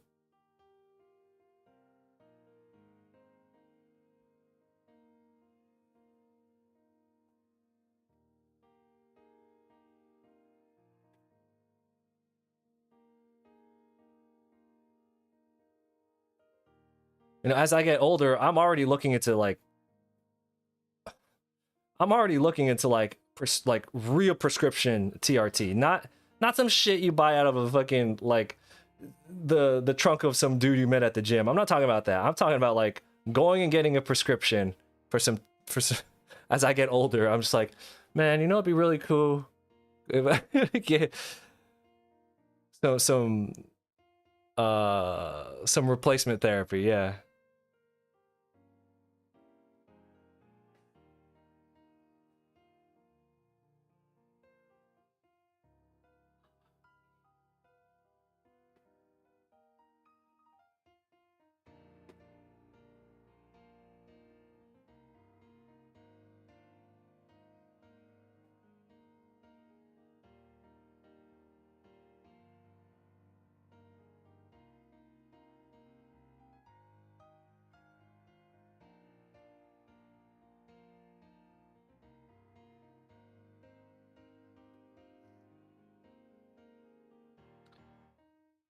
You're trying to get some shark steroids?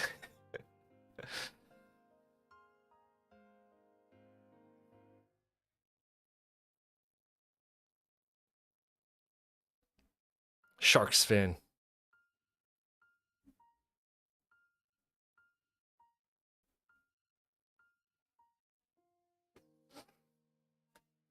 Deli says, I heard that stuff affects your little man down there. Oh, okay. Look, a lot of that stuff, a lot of like weird side effects and all that. Like, again, I'm not a doctor, but I've been around people who, especially the gym that I used to go to. But like, if you follow, I've been following bodybuilding, like before YouTube fitness and like Instagram fitness, all that before all that existed. Like I was really into the bodybuilding like lifestyle in the scene, and like when you get around people, most of the negative side effects that people talk about are people who abuse it. But like you could abuse You abuse Tylenol. You take like 3 too many, and you never gonna wake up. And it's just like, if you use things how they're supposed to, you'll be fine. Honestly.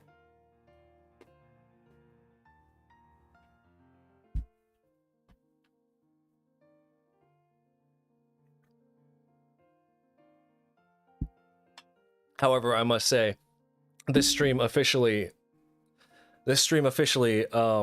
says, I don't fucking know. That way, in case you fuck up your life, I'm not responsible for it.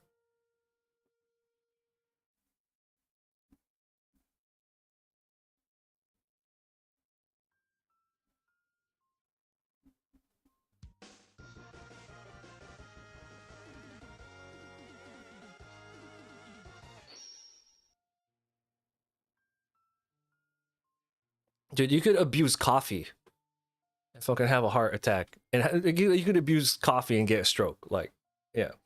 Yo, Penguin, thanks for the resub, man. I appreciate that. 22 months. Look at that.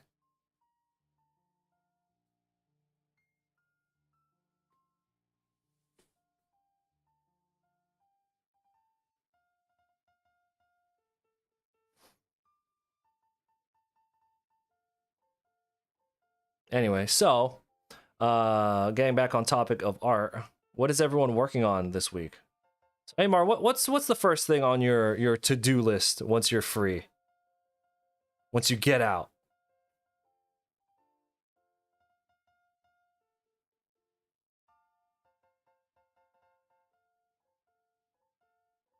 Whoops.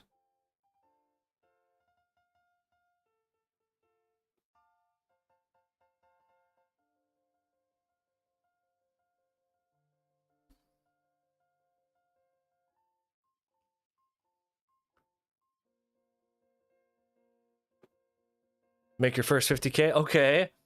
But like, what's the first thing you're gonna do? Like, you know how you have those charts where it's just like, step 1, open the business. Step 2, step 3, profit. Like, I'm not asking that. Oh, and gambling, okay. Maddie Wolf, what's up? Figuring out, Maddie says, figuring out type of field to go into. Your teachers are telling me concept art a lot. Got a lot to do with 3D. Well, what are right in the moment? I'm in the moment. What are you leaning towards doing? Knowing that you will probably change your mind somewhere down the road.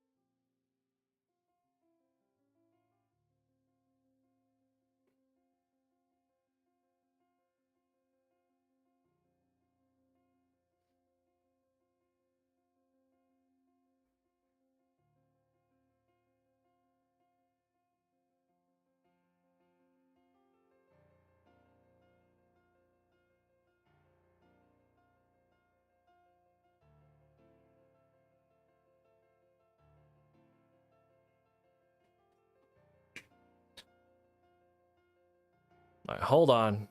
The puppy is whining, which means, oh dude, so we've had this puppy for a week. She turned 8 weeks old. What's today? Thursday. 2 days ago. So she's 8 weeks and 2 days. We've had her for 1 week. She already responds to her name, and she already knows not to go in the house. Like, I don't, she's really young, so I don't think she has a lot of control, but like, we haven't had like an incident in the house in like what, 2 or 3 days.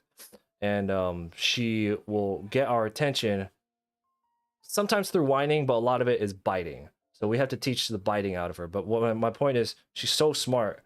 She knows when to like let us know when she needs to go outside.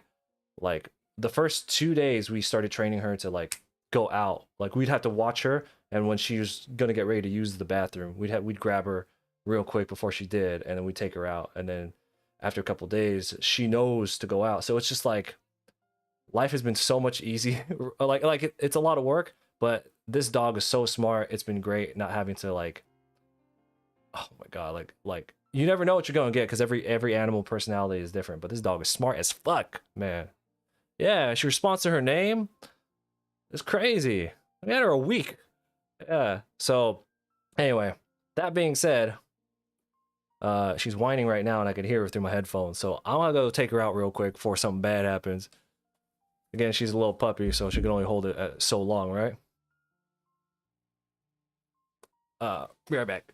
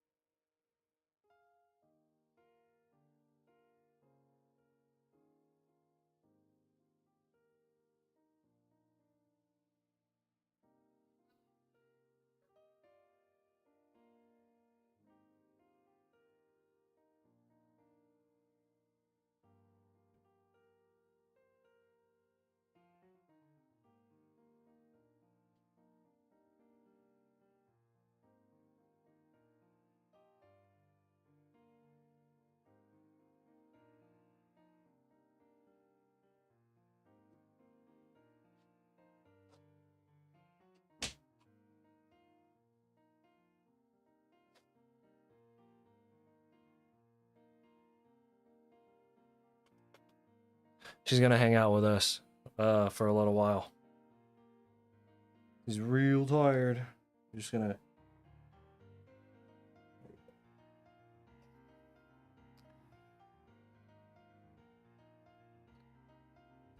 All right, hold up. I gotta puppy-proof couple things.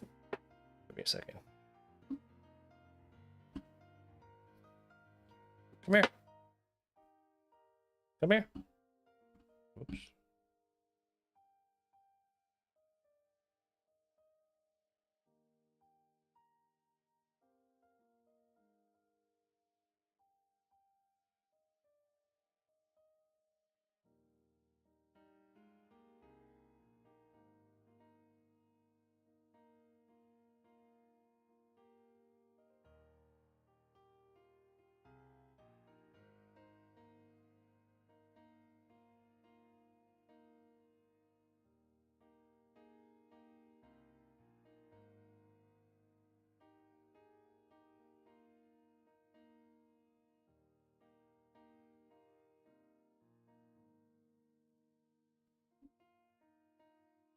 Okay.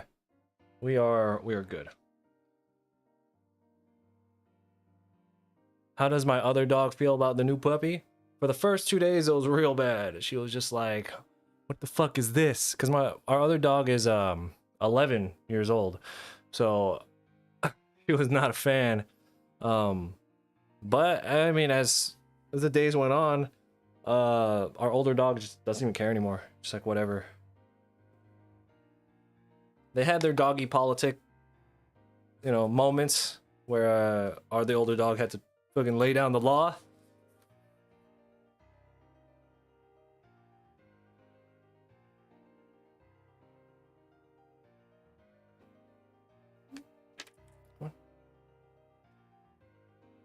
So she's just gonna be hanging out here in my lap while we draw.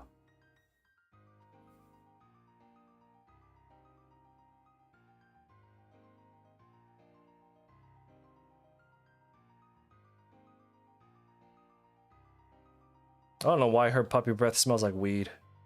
That's what it reminds me of. Does anyone know what I'm talking about? Puppy breath? It smells like weed.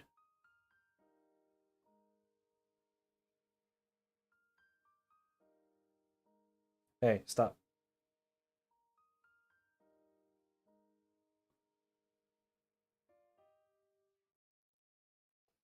That might be, I'm not gonna lie, I think being able to see our other dog is super well disciplined. I mean, after 11 years, right?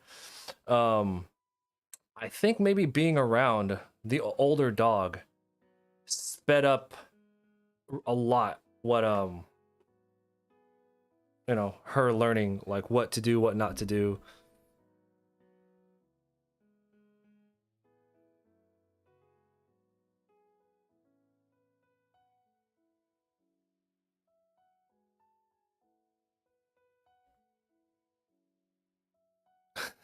That's how your breath smells.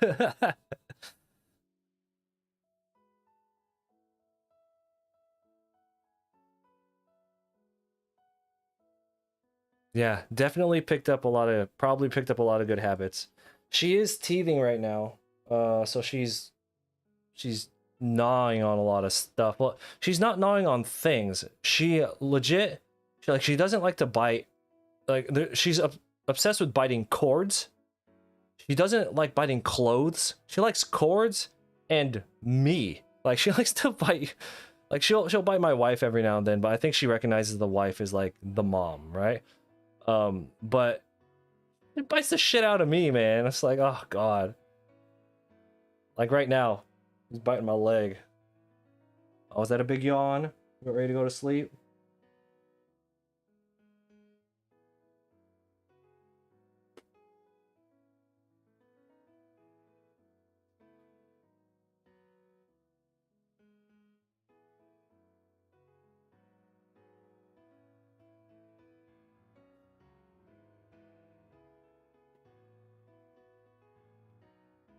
Uh, so, the puppy breath gives you... Ah, stop. Yeah, it gives you endorphin. Yeah, you know what? The thing is, puppies are only that they're only that size once, because the next day they're literally bigger, and then the next day they're bigger than that.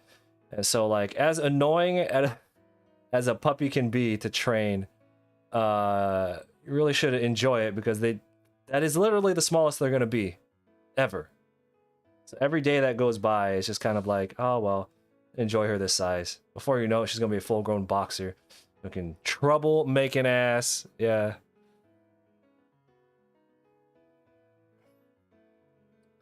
I don't know anything about human babies. Fun story, and I don't tell a lot of people this, but I used to be a baby.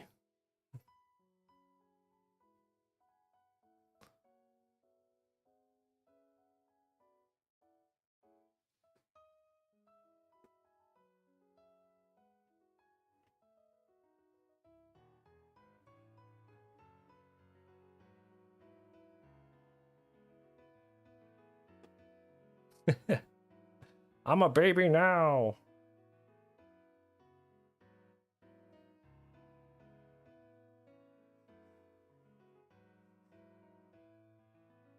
You had boxers as a kid? Aw.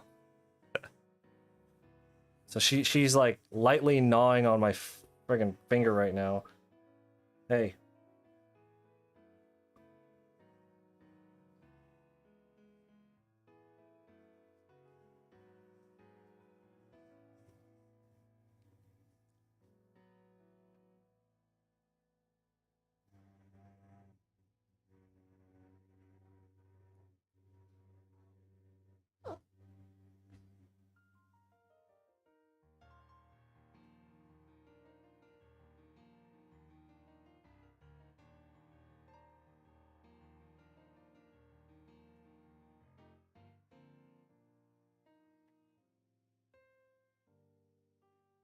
I think the gardeners are outside right now, and I think that like the weed whacker noise is freaking her out, because I guess this would be the first time they've come around since we've had her. So she's very this has turned into a puppy stream, by the way. We're just talking about my dog now.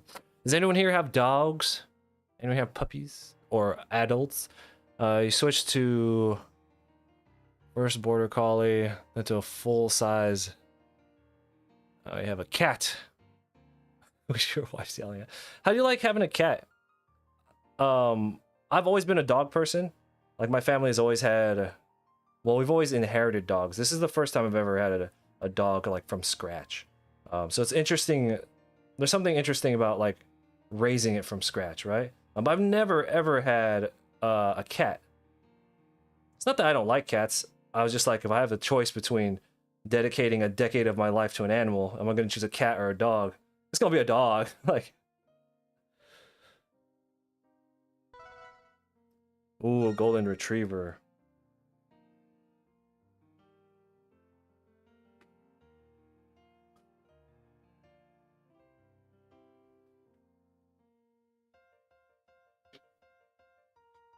Stop.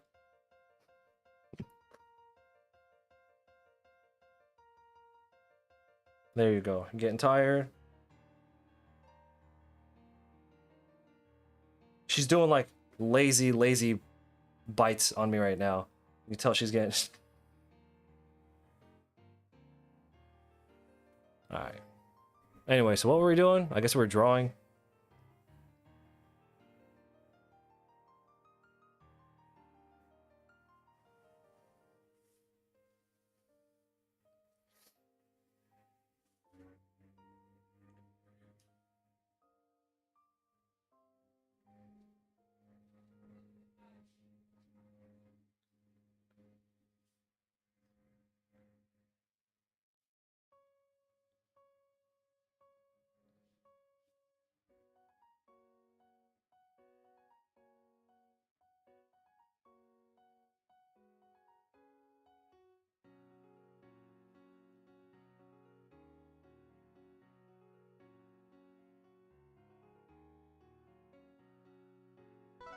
No, she's teething, yeah. No, but I'm saying like she is getting really sleepy because now she's like half-assing. She's half-assing her bites now.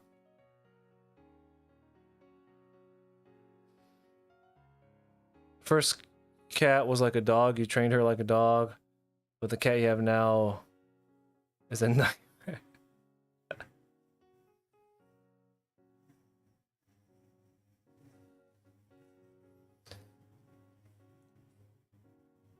It's again, I don't want to speak out of turn because I'm not a zoologist, but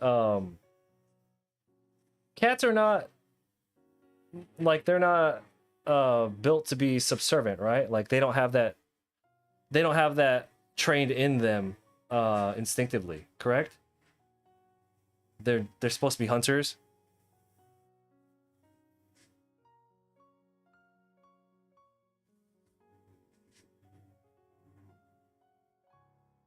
So I always, but because that's what I don't know why I always believe that. That's why to me, I always thought getting a cat to kind of behave is like a monumental task compared to getting like a dog to behave.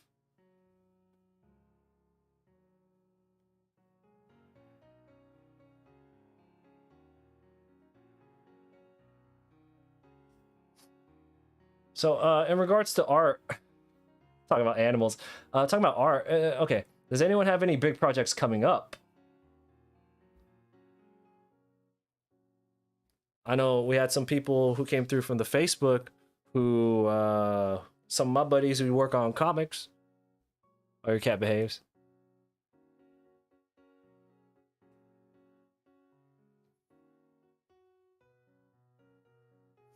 Yeah, there's that instinctual thing. My older boxer, she's 11. She's docile and like she's goofy, but like the moment something like a squirrel, like something like that, which it's in their nature to hunt them. She sees something like that, it's a fucking wrap. She's just like, I don't care who trained me, I don't care what you taught me. I'm gonna eat that thing over there.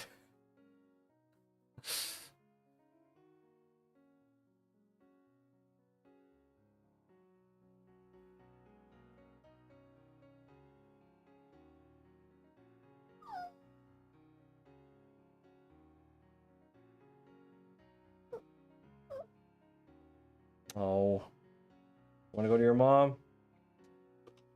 All right, hold on. All right, say bye to Parsley. We're gonna go drop her off at her mam's. She gets her this weekend.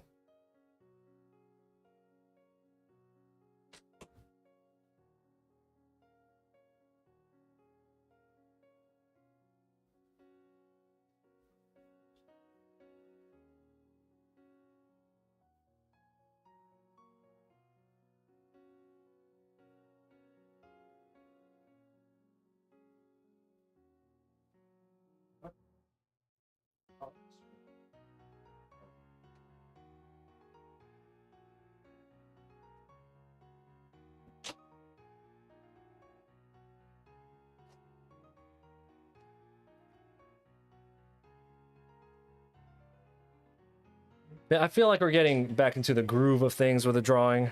I had a rough couple days where I was just like, oh my god, I don't know how to draw anymore. Remember we tried to do that commission yesterday? Like I almost threw the table out the window.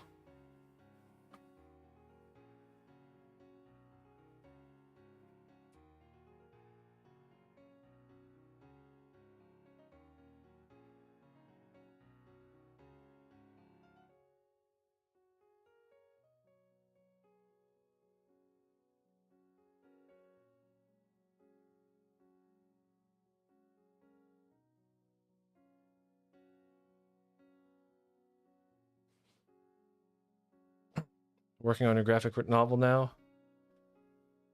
Also presently learning how to sculpt in clay.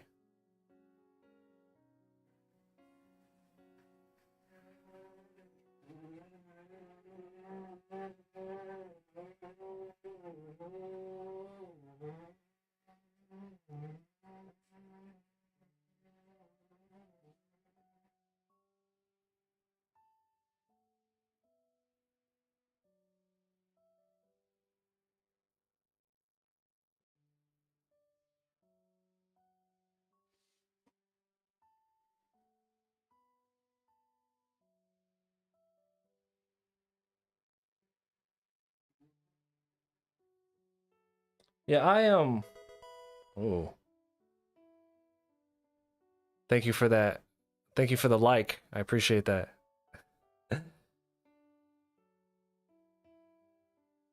Yeah, yesterday we were talking about how I was having a hard time just drawing in general, and somebody recommended I change mediums, like maybe do some watercoloring or you know. So you bring up sculpting, it made me think about switching. But I have a live drawing to do in what, like 3 weeks? God, is it only 3 weeks away? Which is not a lot of time. So like I can't really switch it up right now. I have to like get my shit back together, which I think we're doing fine. Getting my stuff back together now. That's why I can't switch mediums, because the live performances that I do, it does have to be in like this style. I have some new stream gear coming in, which will it will improve the quality of like the canvas camera right here. So I'm really looking forward to that. I think it's coming in tomorrow. This webcam that I switched to, well, right now we're using the Logitech Brio for the canvas camera. This thing right here, fucking awful. I don't ever get that camera. Don't ever get this camera.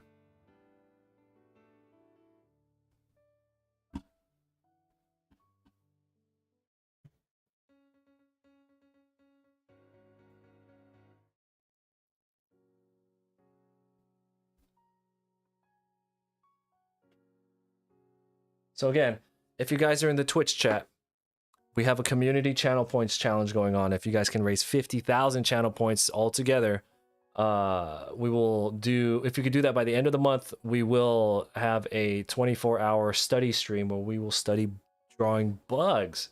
That's going to be really fun. I've not done bugs.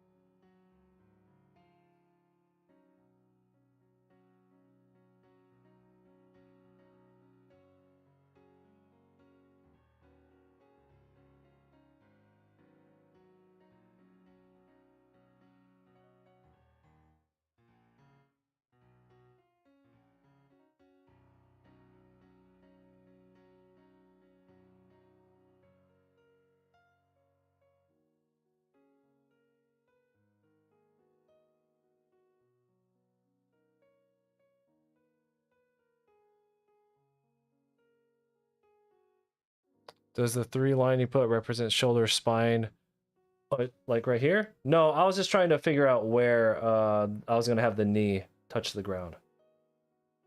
And then this is nothing. That's just an extension of this line. And then I was trying to figure out where I was going to lay the fingers.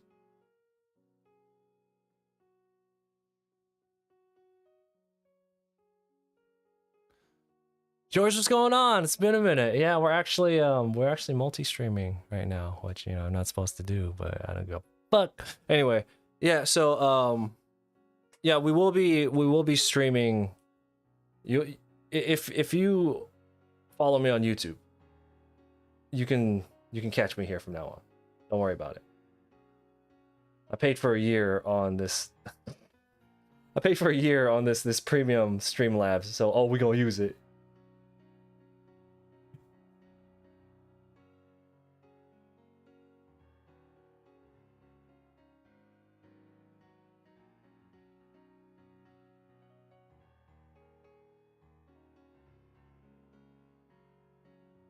But yeah, welcome everyone.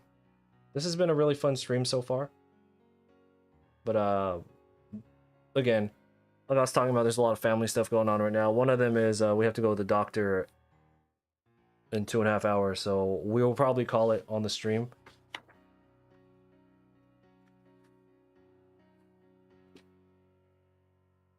So we're not gonna leave yet. I'm gonna hang out for another 5 minutes or so. We're gonna go raid somebody on the Twitch. So if you have any questions, throw them at me now. Otherwise, I invite everybody to hop into the Discord. I put up a link in the Discord to the Discord in the Twitch chat. You could also find it on the YouTube channel. Anyway, when drawing an anime, do you focus more on the contour? Yes. I am focused a lot more. Anytime I do any kind of human anything, I'm always focused on the volume of it more than anything. So it's like you want to make sure that the gesture is there, and then I focus on like volume, because for me anyway, you know, muscles are just individual. They're just shapes. You know, they're just like cut up cylinders and shit. And you know, if you can render out really nice looking muscles, but like you can make them look really flat. But if I do the whole cross contour thing, it helps me keep them like full. So yeah, I do like to use those cross contours on everything because it helps me. That's how I learned it. So that's just kind of what stuck with me. Everyone's a little different though.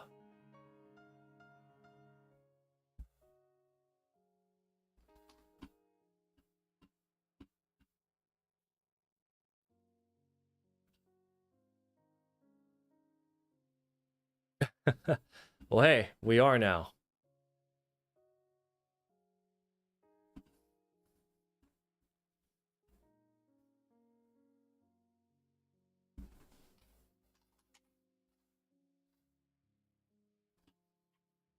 So we're gonna go raid one of my art buddies and fellow member of the DeviantArt Collective. So do I recommend any anatomy books?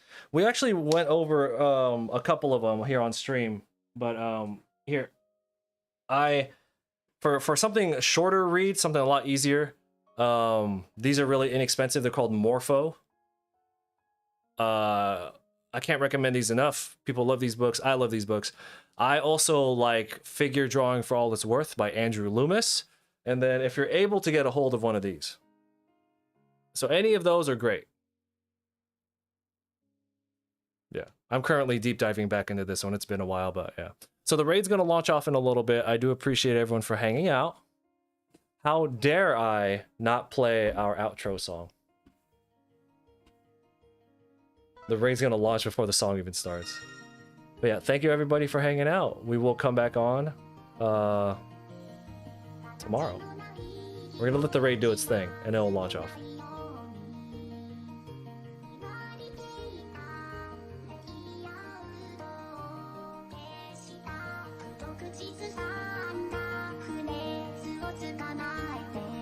See you guys.